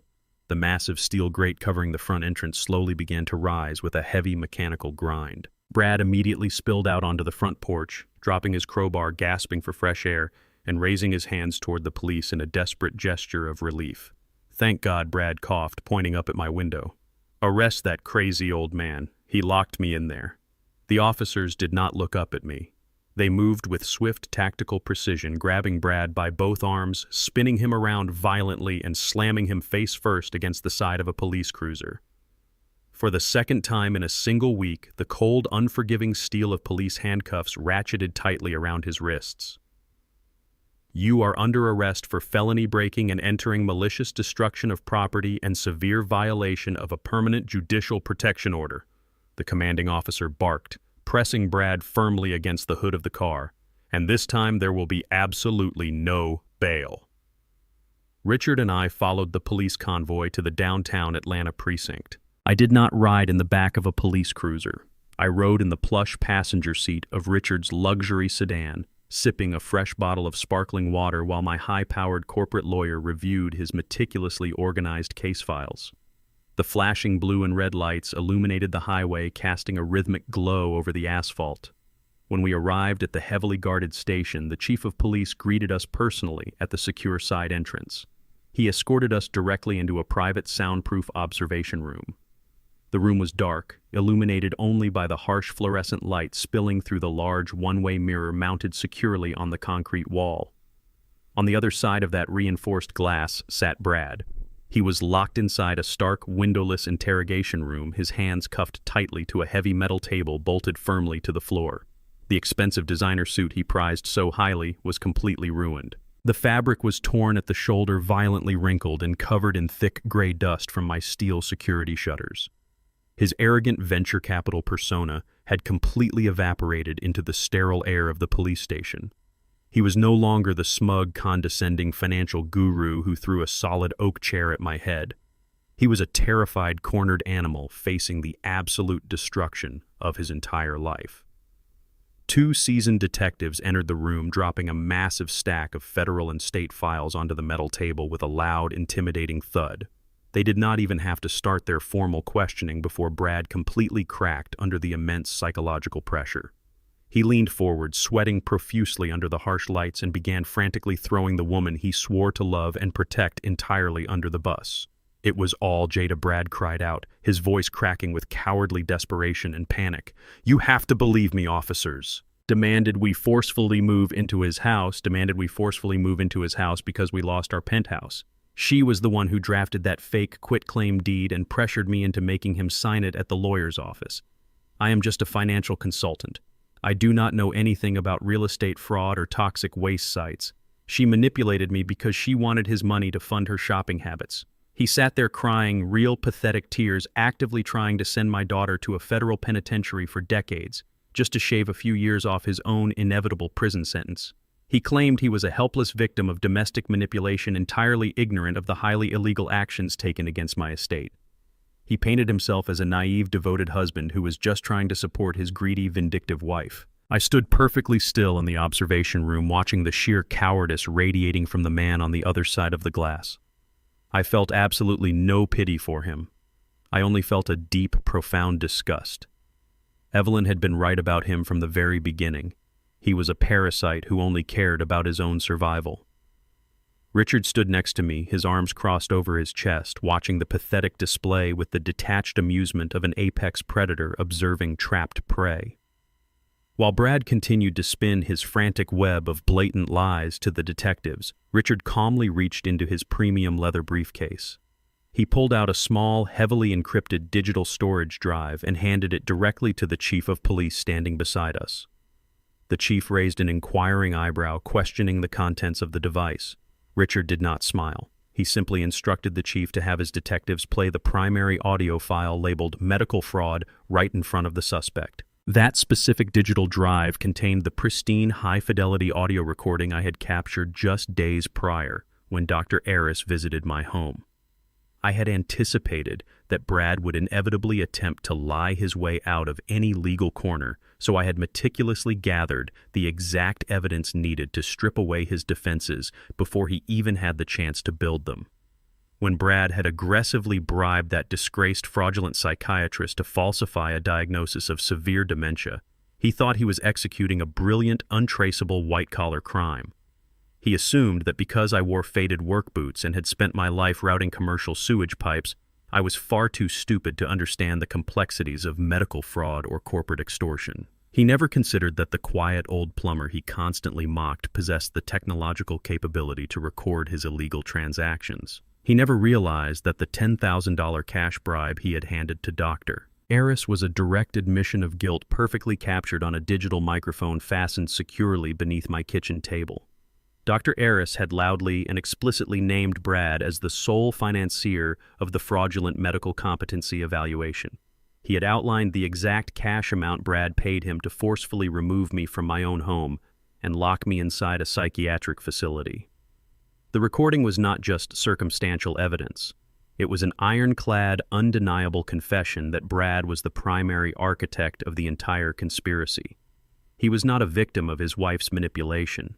He was a ruthless, calculating criminal who had actively purchased illegal medical documents to steal an $800,000 estate and mask his catastrophic federal tax debts. Through the glass, I watched the lead detective hold a finger to his earpiece, receiving the direct order from the chief in our observation room. The detective nodded slightly, holding up a firm hand to stop Brad's frantic, blubbering monologue. He pulled a small digital media player from his pocket, plugged it into a portable speaker resting on the metal table, and pressed play. The crisp, clear audio of Dr. Aris's voice instantly filled the stark interrogation room. Brad was absolutely right, the doctor's recorded voice chuckled with arrogant satisfaction. "You are completely gone, old man. You do not even know what decade you are living in. This is going to be the easiest $10,000 I have ever made in my career." The recording echoed sharply off the concrete walls. Brad's mouth hung wide open. The color instantly drained from his face, leaving his skin a sickening pale gray. The frantic energy he had used to throw Jada under the bus completely vanished, replaced by an absolute suffocating terror. He stared at the small speaker as if it were a venomous snake preparing to strike. The detective leaned forward, resting his hands flat on the metal table, getting inches away from Brad's face. "You were saying you had absolutely no knowledge of the fraud," the detective stated, his voice dripping with heavy, unmistakable sarcasm. "Because this audio file, which was just submitted into official state evidence by Mr. Crawford's legal team, explicitly names you as the sole individual who orchestrated a $10,000 cash bribe to a corrupt medical official. We also have the bank withdrawal logs from your remaining open accounts that perfectly match the date and amount of this specific cash bribe." The detective paused, letting the crushing weight of the evidence fully settle onto Brad's trembling shoulders. "You are not a victim of your wife, Bradley. You are the architect of a massive multi-tiered extortion plot against a senior citizen. Your entire statement today is a documented lie, and you just committed perjury by providing a false sworn confession to federal investigators." Brad began to hyperventilate. He pulled frantically against the steel handcuffs, his chest heaving as the inescapable reality of his situation crashed down upon him. He had no defense. He had no high-priced lawyers left to bail him out. He had no money to bribe a judge. He was completely and utterly ruined by the very man he thought was too stupid to fight back. Brad slumped forward in his metal chair, resting his forehead against the cold table, letting out a pathetic, defeated whimper. "I will cooperate," he sobbed heavily, the remaining shreds of his dignity dissolving into the sterile air of the police station. "I will testify against her in court. I will tell you everything Jada did to help me hide the money offshore. I will sign whatever you want if you just promise to protect me from federal prison." The lead detective did not offer a comforting smile. He simply stood up straight and looked down at the broken man with utter contempt. "You do not have anything left to bargain with, Bradley," the detective said coldly. "And you should probably know that your wife is not sitting in a holding cell downstairs. We put her in the observation room right next door, and we left the intercom speaker turned all the way up. She just sat there and listened to you beg us to send her to federal prison to save your own skin." The detective picked up his files and walked toward the heavy steel door.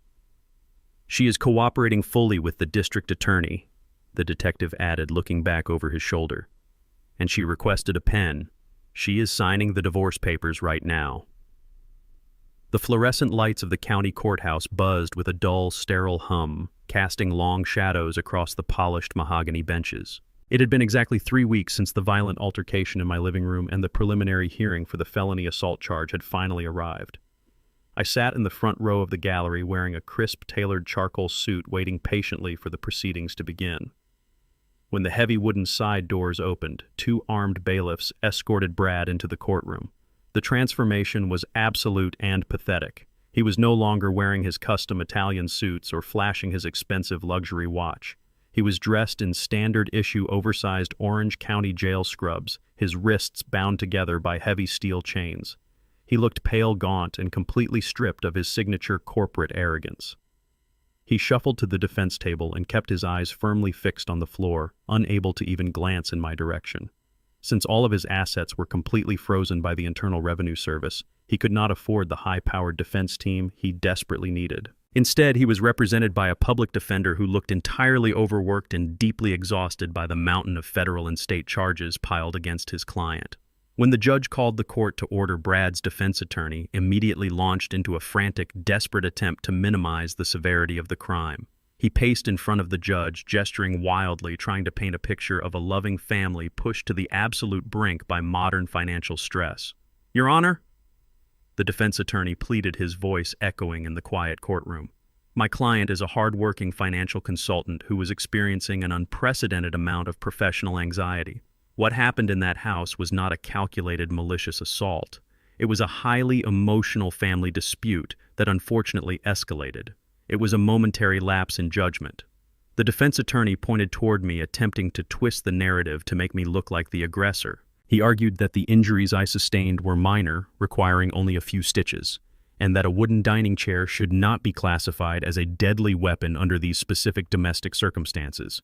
He practically begged the judge to reduce the felony aggravated assault charge to a simple misdemeanor, claiming that putting a man with no prior criminal record into the state penitentiary for a family misunderstanding would be an absolute miscarriage of justice. I listened to his ridiculous, fabricated narrative without showing a single trace of emotion on my face. When the prosecutor finally called my name, I stood up slowly, adjusting my suit jacket, and walked with deliberate, measured steps toward the witness stand. I raised my right hand, placed my left hand on the Bible, and swore to tell the whole truth. I sat down in the wooden chair, resting my calloused, scarred hands on the railing. The defense attorney immediately attempted to rattle my composure. He approached the stand aggressively, asking rapid-fire leading questions designed to make me look like a difficult, uncooperative, and stubborn old man who had intentionally provoked his stressed son-in-law. He asked if I harbored deep resentment toward Brad. He asked if I had deliberately insulted his career to spark a physical confrontation. I did not raise my voice. I did not argue or let his aggressive tactics bait me into a defensive emotional response. I looked directly past the frantic lawyer and focused my gaze entirely on the judge. I spoke with the quiet, unshakable dignity of a man who had spent 40 years building commercial plumbing infrastructure through honest, grueling labor. I explained the exact sequence of events with absolute chilling clarity. "I am a 69-year-old man," I stated, my voice echoing deeply through the silent courtroom. I was sitting quietly in the home that I purchased and paid for with decades of manual labor. My daughter and her husband entered my house uninvited, threw their luggage onto my floor, and ordered me to vacate my own master bedroom and move into the damp basement. When I calmly refused their demand, he resorted to immediate extreme violence. I did not embellish the pain of the impact. I did not try to squeeze fake tears out of my eyes to gain the sympathy of the court. I simply stated the undeniable facts.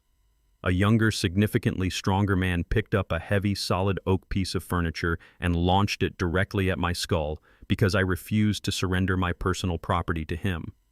My absolute composure, my steady voice, and my unwavering gaze completely overpowered the defense attorney's deceitful narrative.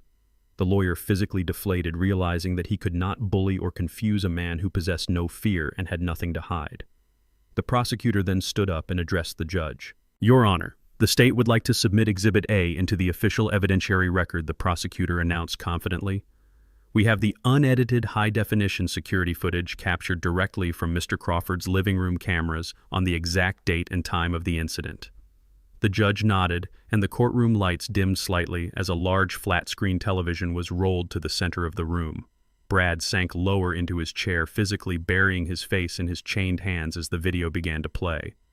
The footage played in stark, undeniable, and brutal clarity.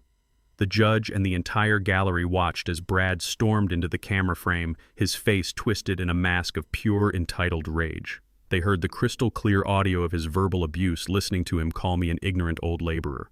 And then they watched the exact moment he grabbed the heavy oak chair. The video completely destroyed the defense attorney's claim that this was a reckless, accidental toss born out of sudden stress. The high-definition footage showed Brad planting his feet firmly on the hardwood floor, winding his arms back and hurling the solid wood object with maximum deliberate velocity directly at my head. The collective gasp in the courtroom was highly audible. The video showed the chair shattering violently against my face, my blood instantly spilling down my neck and staining my shirt. It showed the sheer brutality of a younger man trying to inflict maximum physical damage on a senior citizen. Just as damning, the footage captured Jada standing completely motionless in the background. It showed her actively refusing to offer any medical assistance while her bleeding father stood in front of her, choosing instead to scream that I was being selfish. The defense attorney dropped his pen onto his table, shaking his head. He knew his entire defense was completely obliterated by the harsh digital reality of a malicious, highly calculated attack. As the lights in the courtroom turned back on, the defense attorney made one final desperate plea to the judge. He requested that Brad be released on bail pending the final criminal trial, arguing that he needed to return home to prepare his legal defense and handle his complex financial affairs. The prosecutor immediately objected, citing the extreme violence shown in the video. The judge did not even bother to look up from his legal notes. He picked up his heavy wooden gavel and slammed it down against the sounding block with a sharp, echoing crack that sealed Brad's fate. Based on the extremely violent and unprovoked nature of this assault against a senior citizen, the judge declared, his voice ringing with absolute finality. And combining that with the defendant's active federal indictments involving international wire fraud, offshore shell accounts, and massive unsettled debts to the Internal Revenue Service, I deem this man an extreme flight risk and a severe danger to the community. Bail is unequivocally denied. The defendant will be remanded to county custody until the trial date. Remove him from my courtroom. The morning sun reflected brilliantly off the pristine surface of my private lake, casting a warm golden glow across the cedar deck of my estate. I was standing in my spacious kitchen pouring a fresh cup of dark roast coffee when the automated chime of my perimeter security system broke the absolute silence. I walked over to the wall-mounted control panel and pulled up the live video feed from the main entry gates. Standing on the other side of the heavy wrought iron barricade was my daughter. Jada had somehow managed to track down the heavily guarded address of my corporate trust. She did not look like the fiercely arrogant, entitled woman who had stood on my front porch just weeks prior, demanding I pack my bags for the basement. Her expensive designer clothing looked rumpled and slept in. Her hair, usually styled to absolute perfection, was pulled back in a messy, chaotic knot. Her face was pale, completely devoid of makeup, revealing deep, dark circles of profound exhaustion and panic. She pressed the intercom button repeatedly with a trembling finger, looking directly into the camera lens with wide, desperate eyes. I did not buzz her in. I put on my jacket, walked out the front door, and took a slow, deliberate walk down the long paved driveway toward the security gates. When I reached the heavy iron bars, Jada immediately dropped to her knees on the hard decorative cobblestone. She gripped the metal bars with both hands, sobbing uncontrollably, her tears falling freely onto the pavement. "Dad, you have to help me," she wailed, her voice cracking with sheer desperation. "Please, you are the only one left. The Environmental Protection Agency is destroying my life. Brad is sitting in a county jail cell without bail, and because I am still legally married to him, the federal government is coming after me for the toxic waste penalty. They slapped a $1.2 million fine on that suburban house. I do not have that kind of money. My accounts are completely frozen because of Brad's tax fraud. I am going to be arrested."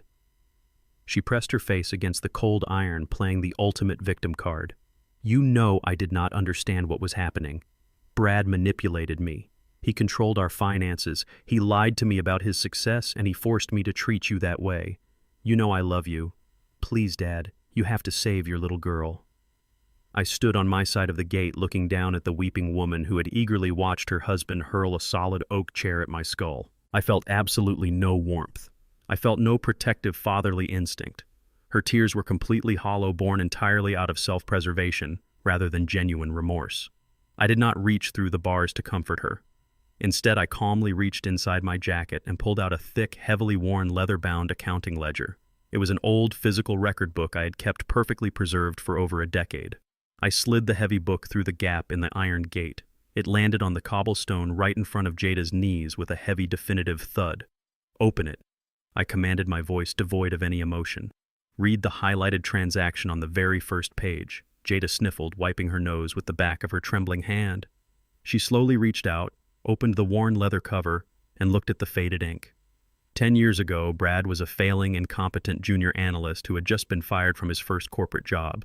He was completely broke, drowning in student debt, and entirely incapable of securing a traditional business loan to start his own venture capital firm. He told Jada and everyone else who would listen that a brilliant anonymous angel investor had recognized his undeniable genius and graciously provided the $2 million seed capital required to launch his entire career. Brad built his entire arrogant white-collar identity around the myth that he was a self-made corporate prodigy.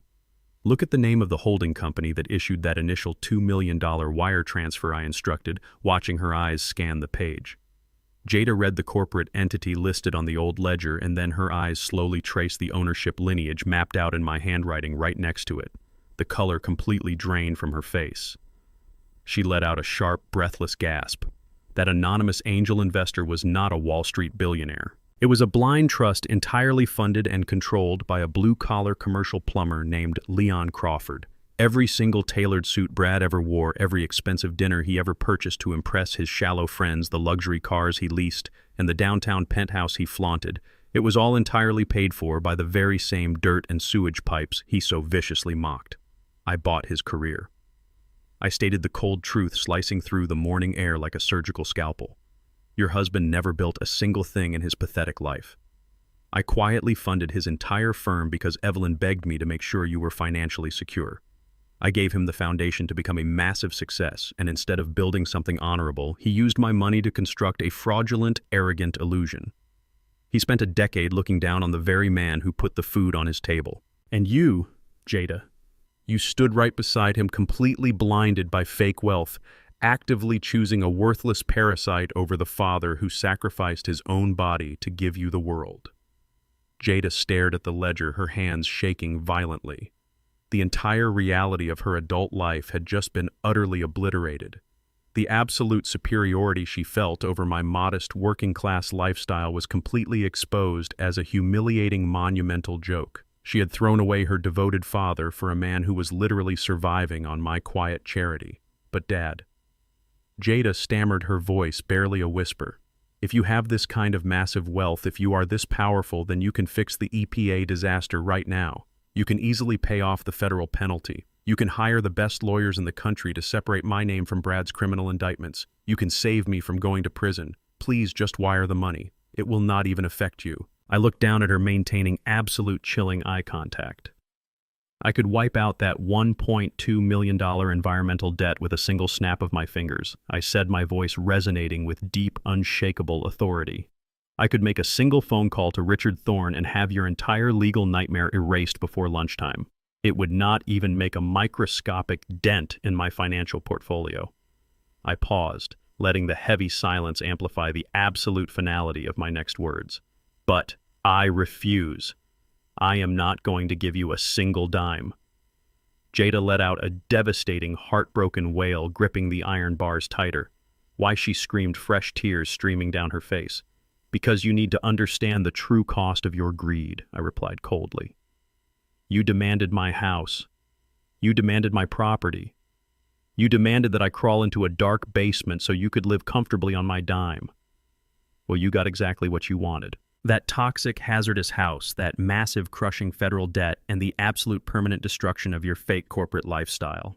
That is my final dowry to you. You chose your husband. You chose his arrogance. Now you get to keep his garbage. I turned my back on her and began walking slowly up the long, paved driveway toward my peaceful, quiet estate. Jada screamed my name, begging and pleading for me to come back, her hands reaching desperately through the iron bars. I did not turn around. I did not stop walking. As I reached the front steps of my house, a plain, unremarkable silver sedan pulled up to the curb directly behind where Jada was kneeling on the street. A man wearing a simple gray suit stepped out of the vehicle holding a thick, bright yellow manila envelope. He walked right up to my weeping daughter. Jada Hayes. The man asked, his tone strictly professional and devoid of any sympathy. Jada slowly looked up, her eyes red and swollen, too exhausted to even formulate a response. The man simply dropped the heavy yellow envelope directly into her lap. You have been officially served by the United States Federal Court, he announced loudly, turning on his heel and walking back to his car. You are required to appear for your grand jury indictment regarding international wire fraud. Have a good morning. The heavy wooden doors of the federal courthouse in downtown Atlanta swung shut, sealing the courtroom in a tense and suffocating silence. 3 weeks had passed since Jada received her grand jury indictment on the driveway of my estate. Today was the final financial reckoning. I sat in the second row of the gallery wearing a pristine navy blue suit, my posture perfectly straight. Richard Thorne sat beside me, silently observing the masterpiece of legal destruction we had orchestrated together. At the prosecution table stood the lead counsel for the Internal Revenue Service. He was a tall, ruthless government lawyer holding a thick binder containing the entire fabricated financial history of Bradley Hayes. The federal judge, a stern woman with absolutely no patience for white-collar criminals, adjusted her glasses and read through the final asset forfeiture decree. The words she spoke echoed through the cavernous room like a steady, rhythmic drumbeat of absolute doom. The Internal Revenue Service had successfully pierced the corporate veil of Brad's offshore shell companies. The judge officially declared a complete and total freeze on every single financial asset tied to Brad and Jada. The luxury downtown penthouse was formally seized by the bank. The leased vehicles were repossessed by the dealerships. The Cayman Islands accounts were entirely drained and repatriated to the United States Treasury to satisfy the massive tax evasion penalties. Jada sat frozen at the defense table, her hands covering her face as she listened to the federal government systematically strip away every single luxury item, every designer handbag, and every stolen dollar she had foolishly believed elevated her above her working-class father. The illusion of their massive wealth was officially dead, replaced by the crushing, inescapable reality of absolute zero. I shifted my gaze toward Brad. The man standing before the federal judge was completely unrecognizable from the arrogant, sneering venture capitalist who had violently demanded I move into my own damp basement. Because the local magistrate had unequivocally denied his bail after viewing the security footage of his unprovoked assault against me, Brad had spent the last several weeks rotting inside a county jail cell. The harsh, unforgiving reality of incarceration had entirely broken his spirit. He was dressed in a faded, oversized orange prison jumpsuit that swallowed his shrinking frame. His wrists and ankles were bound by heavy steel chains that clinked loudly against the polished hardwood floor every time he nervously shifted his weight. His expensive, meticulously styled haircut was now a greasy, overgrown mess. The dark circles under his eyes looked like permanent, heavy bruises. He was visibly trembling. The man who had once laughed at my calloused hands, who had mockingly called me an ignorant old laborer while sipping vintage wine, he stole from my private cellar was now reduced to a pathetic, shivering shell of a human being. He had lost his prestigious firm. He had lost his fake reputation. He had lost the respect of his shallow corporate friends who abandoned him the exact second the federal indictments became public record. The gallery behind me was packed with local journalists and financial reporters, all furiously typing on their laptops, permanently cementing his public ruin into the digital archives of the internet. I looked at his shaking hands and felt an overwhelming sense of profound, quiet satisfaction. Evelyn had begged me to protect our daughter from this parasite. I had done exactly that by letting the parasite consume itself. Brad had spent his entire adult life looking down on honest working-class people. Now he was physically looking up at a federal judge begging for a mercy he absolutely did not deserve. The federal prosecutor turned the page of his ledger and addressed the court regarding the final disposition of the defendant's remaining property.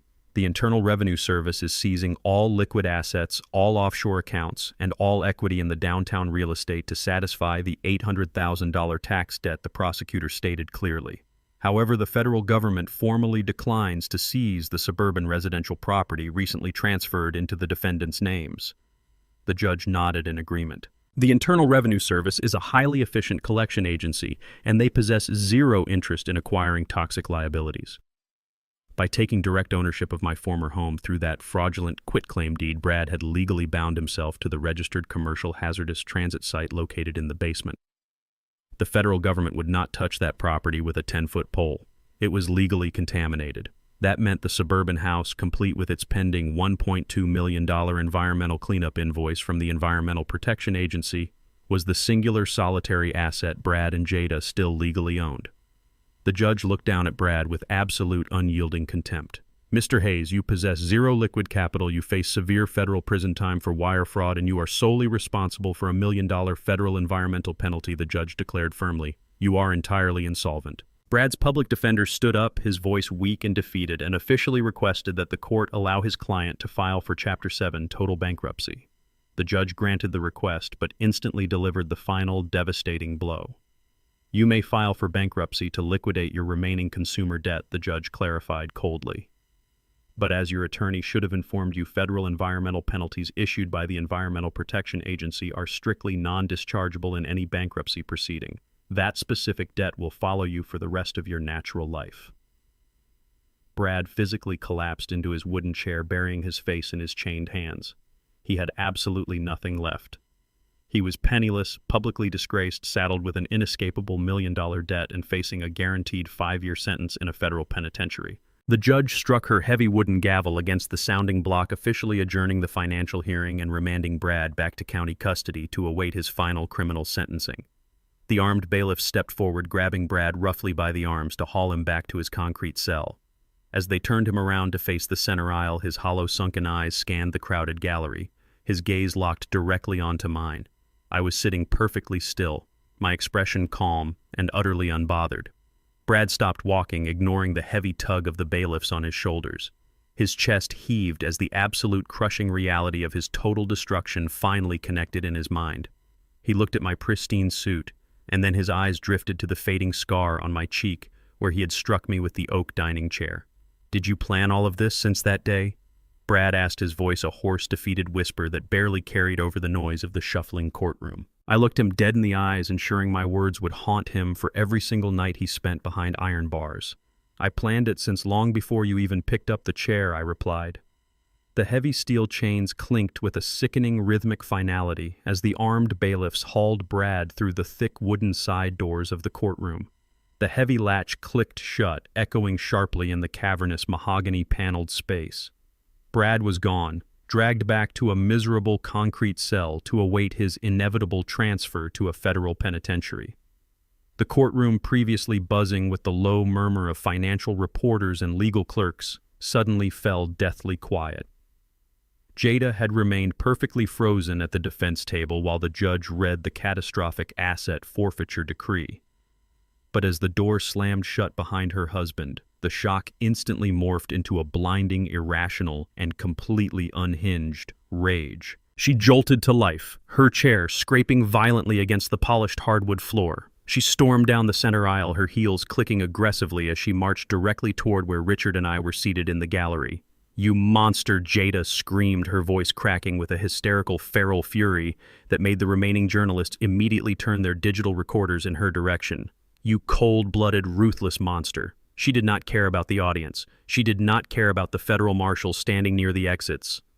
She pointed a trembling, accusatory finger directly at my chest, her face twisted in absolute hatred.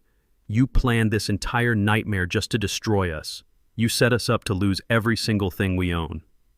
What kind of father does this to his own flesh and blood?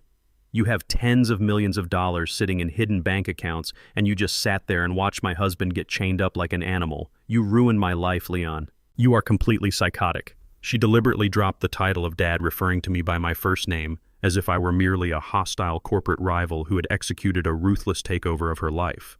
She blamed me for the federal indictments. She blamed me for the Environmental Protection Agency penalty. In her completely fractured reality, she was the innocent victim of a wealthy, vindictive old man completely ignoring the massive mountain of fraud, assault, and tax evasion she and Brad had actively committed. I remained seated on the wooden gallery bench for a long moment, letting her frantic, hysterical accusations bounce completely off my armored composure. A profound, hollow ache settled deep within my chest. It was the ultimate decisive pain of a father realizing his child is truly gone. Looking at Jada now, her face contorted with pure entitlement, I knew that the sweet little girl who used to wait on the porch for my plumbing truck to pull into the driveway was dead. In her place stood a stranger entirely consumed by superficial greed and profound arrogance. She honestly believed that my sole purpose in life was to be an infinitely deep, silent bank account existing only to fund her disastrous mistakes and shield her from the brutal consequences of her own actions. I thought about the decades of grueling, backbreaking labor I had endured to build my commercial plumbing empire. I thought about the countless double shifts wading through toxic municipal waste, damaging my knees and scarring my hands just to ensure she never had to experience a single day of the crushing poverty I grew up in. I gave her the absolute best education, the safest neighborhoods, and a completely debt-free start to her adult life. I had poured every ounce of my love and energy into building a protective fortress around her. But she had willingly opened the gates to a manipulative parasite and proudly handed him the keys. When that parasite picked up a heavy oak dining chair and violently smashed it against my skull, Jada did not see a bleeding father. She only saw an inconvenient, stubborn obstacle standing between her and a master bedroom.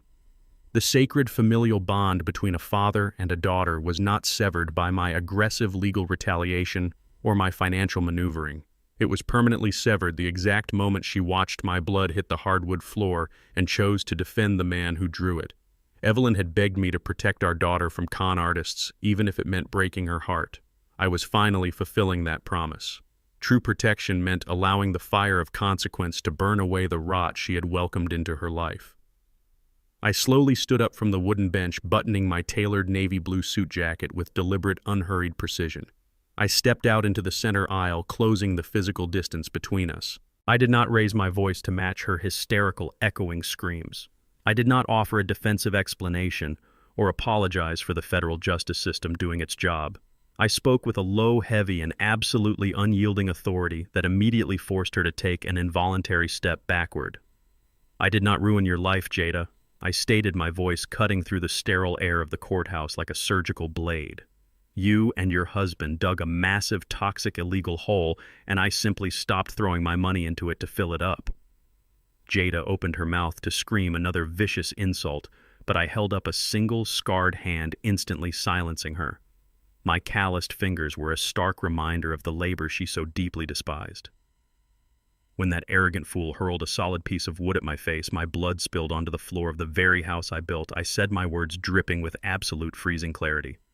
I was bleeding from my face, and you did not even flinch. You did not rush over to see if I was severely injured. You did not call an ambulance. You looked down at your elderly father bleeding on the hardwood, and you yelled that I was being selfish. You were entirely willing to watch me be physically assaulted just so you could forcefully claim my bedroom and save yourselves from a foreclosure you caused. I took one final dominant step closer, my towering presence completely overshadowing her trembling frame. My gaze locked onto her terrified, tear-filled eyes, ensuring she felt the absolute weight of her catastrophic choices. "I am not a monster. I continued delivering the final devastating verdict on our relationship. I am not cold-blooded, and I am not ruthless. I am simply closing the door that you actively and violently smashed to pieces. You chose your husband. You chose his arrogance, his fraud, and his blatant disrespect. You chose your path, Jada. Now you have to walk it entirely alone. The absolute freezing finality of my words finally fractured the fragile defensive illusion she had built around herself. The massive wall of denial shattered. The realization that she had completely exhausted her ultimate safety net, that there was no hidden trust fund coming to save her, hit her with the devastating force of a freight train. Her legs simply gave out. Her knees buckled beneath her, and she collapsed right there in the middle of the polished marble floor of the federal courthouse lobby. Her expensive designer dress crumpled around her as she dropped to the floor, letting out a devastating, breathless wail that echoed tragically up to the vaulted ceilings. She buried her face in her hands, sobbing with a deep, primal panic. There was no wealthy, arrogant husband left to catch her.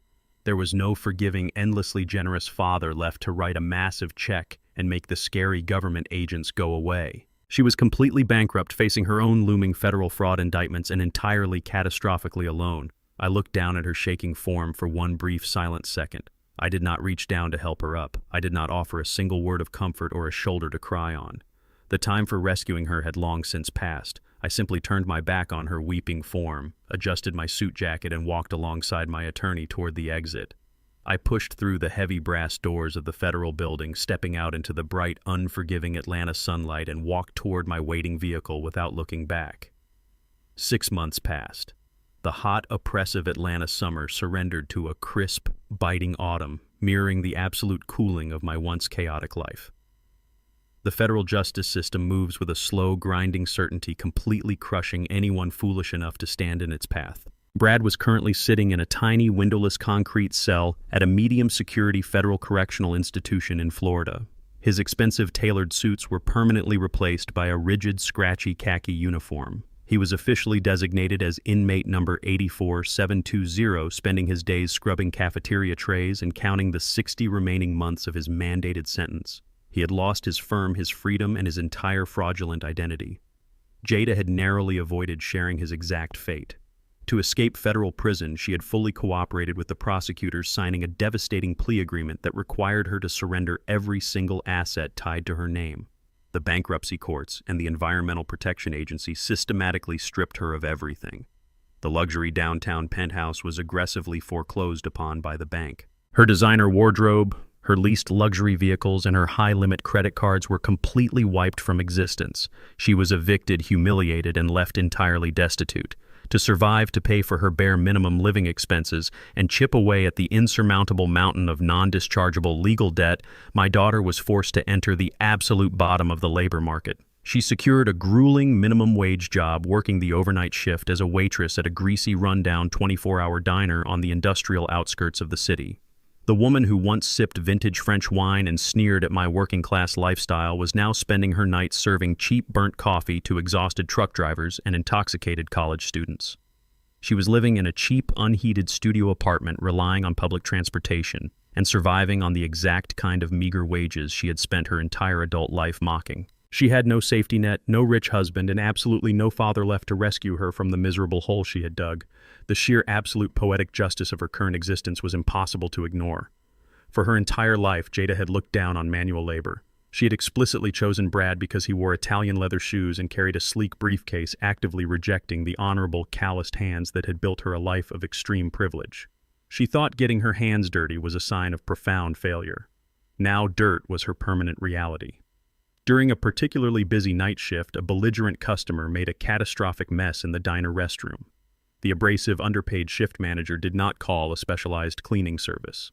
He walked right up to Jada, handed her a heavily stained mop and a bucket of cheap industrial bleach, and ordered her to clean the stalls immediately if she wanted to keep her job. The woman who used to demand that I vacate my own master bedroom so she could have more closet space was now forced to kneel on a sticky, cracked linoleum floor. She had to plunge clogged toilets and scrub biological waste from porcelain bowls. Her perfectly manicured acrylic nails were completely gone, replaced by chipped, raw, and blistered fingertips. The harsh, toxic smell of cheap bleach and stale frying grease seeped permanently into her clothes and her skin.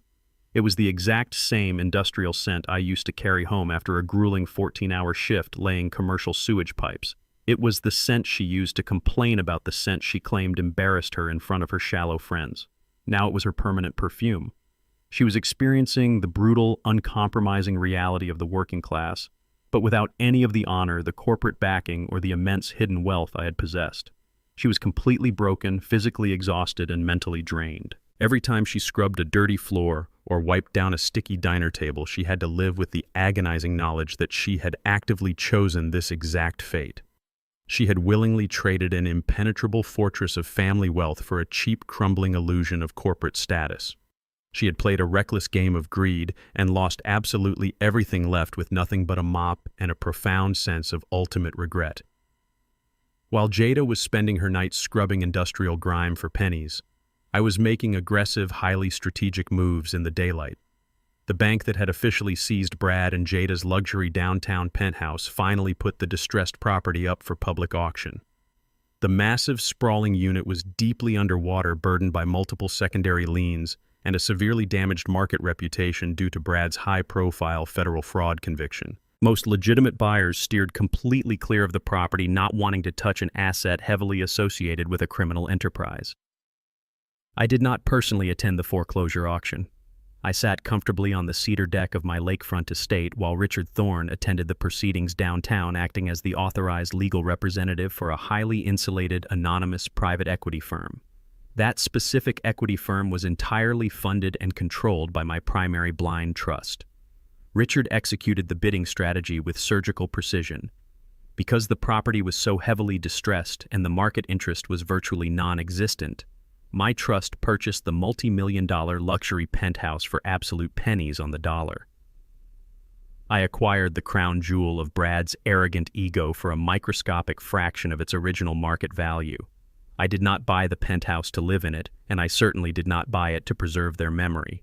The very next day, I deployed my top commercial contracting crews to the site. I ordered them to violently rip out the custom Italian marble, tear down the ridiculous modern art fixtures, and completely gut the interior. We aggressively converted the space into premium, highly functional corporate lease offices. I transformed their fake, hollow symbol of superiority into a highly profitable, performing commercial asset. Every single month, the massive rental checks generated from their former luxury home are deposited directly into a high-yield community account. I took the physical manifestation of their profound greed and repurposed it to generate honest, clean revenue without them ever knowing I was the one pulling the strings behind the corporate curtain. Back at the rundown diner, the early morning sun was just beginning to peek through the grease-stained windows. Jada dragged the heavy mop bucket out of the restrooms, wiping a thick layer of toxic sweat from her forehead. Her back ached violently, and her feet were swollen from standing for 9 consecutive hours. She leaned heavily against the laminate counter to catch her breath and happened to look up at the small, staticky television mounted on the wall above the pie display. The local Atlanta morning news broadcast was airing a breaking financial philanthropy segment. The anchor was excitedly detailing a massive, unprecedented local donation. A high-definition, full-screen photograph flashed across the television. It was a crystal-clear image of me, Leon Crawford, wearing a tailored navy suit, standing proudly in front of a newly established community center. The bold, scrolling headline at the bottom of the screen read, "Anonymous commercial plumbing magnate Leon Crawford steps into public spotlight, donates $5 million in cash to support victims of domestic financial abuse." Jada stared at the screen, her eyes widening in absolute horror as the heavy serving tray slipped directly out of her raw, blistered hands and crashed violently against the dirty floor. The morning sun spilled through the massive, ballistic glass windows of my lakefront estate, casting long, warm shadows across the polished hardwood floor. I was sitting quietly in my expansive dining room, gently running my calloused fingers over the smooth, varnished wood of the chair beneath me. It was the exact same solid oak dining chair that Brad had violently hurled at my face months ago. After the police had hauled him away in handcuffs, I had gathered every single shattered piece of that wood from the floor of my old suburban home. I did not throw it away. Instead, I handed the broken pieces to a master carpenter, a man who respected the history of hard work just as much as I did. He painstakingly reconstructed the chair, carefully binding the fractured wood with industrial epoxy and sealing it with a thick protective finish.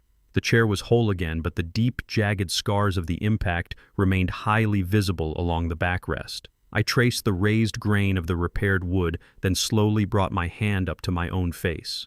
My fingers brushed against the thick, raised scar resting permanently on my cheekbone.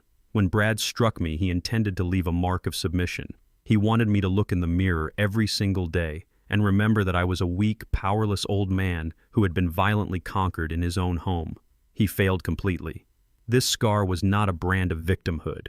It was my highest medal of honor. It was the undeniable physical proof of my absolute liberation. The dull ache that occasionally flared up in the cold weather did not remind me of pain. It reminded me of the exact moment I finally woke up, the moment I stopped being a silent provider and became an unstoppable force of nature. For 40 long, grueling years, my entire existence was defined by relentless sacrifice. I woke up at 4 in the morning every single day, strapping on heavy steel-toed work boots and walking out into the freezing dark. I spent my youth crawling through flooded commercial basements, breathing in the toxic fumes of industrial solvents and destroying the cartilage in my knees to build a contracting empire from the ground up. I did it all without a single word of complaint. I endured the physical agony because I wanted to provide a flawless, impenetrable shield of financial security for my family. I wanted to make absolutely certain that my daughter never had to experience the harsh, biting hunger of the poverty I grew up in. I wanted her to have the pristine private schools, the flawless dental care, and the beautiful clothes I could never afford as a young boy. But in my blind dedication to providing that perfect life, I made a critical error. I shielded Jada so thoroughly from the brutal realities of the world that she completely lost the ability to respect the hands that built her sanctuary. She mistook my quiet, humble nature for weakness. She looked at my faded flannel shirts and assumed I was foolish. She married an arrogant, abusive parasite because he wore shiny suits and spoke with aggressive corporate authority, entirely forgetting that real authority is forged in the fires of hard, honest labor. Sitting here in the absolute pristine silence of my heavily fortified estate, miles away from the noise and greed of the city, I finally understood the true depth of Evelyn's dying wish. When my beautiful wife begged me to protect Jada, she was not asking me to write blank checks to cover her mistakes. She was asking me to protect our daughter's soul. And the only way to save someone whose soul has been entirely corrupted by greed is to strip away every single material possession they idolize. I had to become the villain in her story so she could finally face the consequences of her own reality. I had to protect myself to truly honor the legacy of the family Evelyn and I had built. People in my social circle, the few trusted friends who actually knew the full extent of this saga, often asked me if I felt a lingering sense of guilt. They asked if a father could truly sleep at night, knowing his only child was scrubbing biological waste off the floors of a rundown 24-hour diner just to survive. My answer was always an unwavering, absolute yes. There is a dangerous misconception in our society that familial blood demands unconditional, endless forgiveness. People believe that no matter how severely a relative abuses you, betrays you, or tries to destroy you, you are fundamentally obligated to offer them a second chance. I utterly reject that philosophy. There is no cheap grace in my house. When a grown woman actively stands by and screams insults at her elderly father while he is bleeding on the hardwood floor, the social contract of family is permanently incinerated. I do not owe Jada a dramatic, tearful reunion. I will not secretly mail cash to her dingy studio apartment. Brad is exactly where he belongs, counting the days in a concrete federal prison cell, and Jada is exactly where she needs to be, learning the brutal, unforgiving value of a single dollar earned through physical pain. Meanwhile, I have completely secured my legacy. Yesterday afternoon, Richard Thorne officially finalized the restructuring of my entire financial portfolio. The impenetrable blind trusts have been permanently locked. When my time on this earth eventually comes to an end, my staggering 8-figure commercial wealth will not be inherited by a spoiled, entitled heir. Every single dime is legally mandated to be distributed to urban trade schools, providing full-ride scholarships for hardworking minority students who want to learn how to weld, build, and create honest infrastructure. My life's work will empower the next generation of builders, completely bypassing the greedy hands of those who only know how to consume. My phone vibrated softly against the polished surface of the dining table. The screen lit up with a brief encrypted text message from Richard Thorne. The final asset protection transfers are fully complete and legally binding. The message read, "No one can ever touch a single cent of your money. Enjoy the morning, Leon." I did not reply. I simply locked the screen and placed the device face down on the wood. I reached out and picked up my favorite ceramic mug, feeling the intense, comforting heat radiating against my heavily scarred palms. I took a slow, deliberate sip of the bitter black coffee, letting the robust flavor wake up my senses. I stood up from the repaired oak chair, walked across the pristine living room, and stepped out through the sliding glass doors onto the expansive cedar deck. The crisp, clean morning air filled my lungs. I walked right up to the heavy wooden railing and looked out across the perfectly flat glass-like surface of the private lake. The water mirrored the bright blue sky above, completely undisturbed and wonderfully silent. I smiled a deep, quiet, and profoundly unshakable smile. Sometimes to rebuild a house, you have to let the rot burn itself to the ground. Looking back at this entire ordeal, the greatest lesson I learned is that blind generosity can easily become the architect of entitlement. We naturally want to shield our children from the hardships we faced. However, when we provide endless financial safety nets, we accidentally strip them of the opportunity to develop resilience and basic human decency. True love does not mean financing a toxic lifestyle or accepting blatant disrespect simply because you share the same bloodline. Sometimes the most profound act of love is to completely remove your support and allow the harsh reality of the world to teach them the lessons you no longer can. If you agree that respect should never be sacrificed for toxic family loyalty, please share your thoughts in the comments below and subscribe to the channel for more stories like this.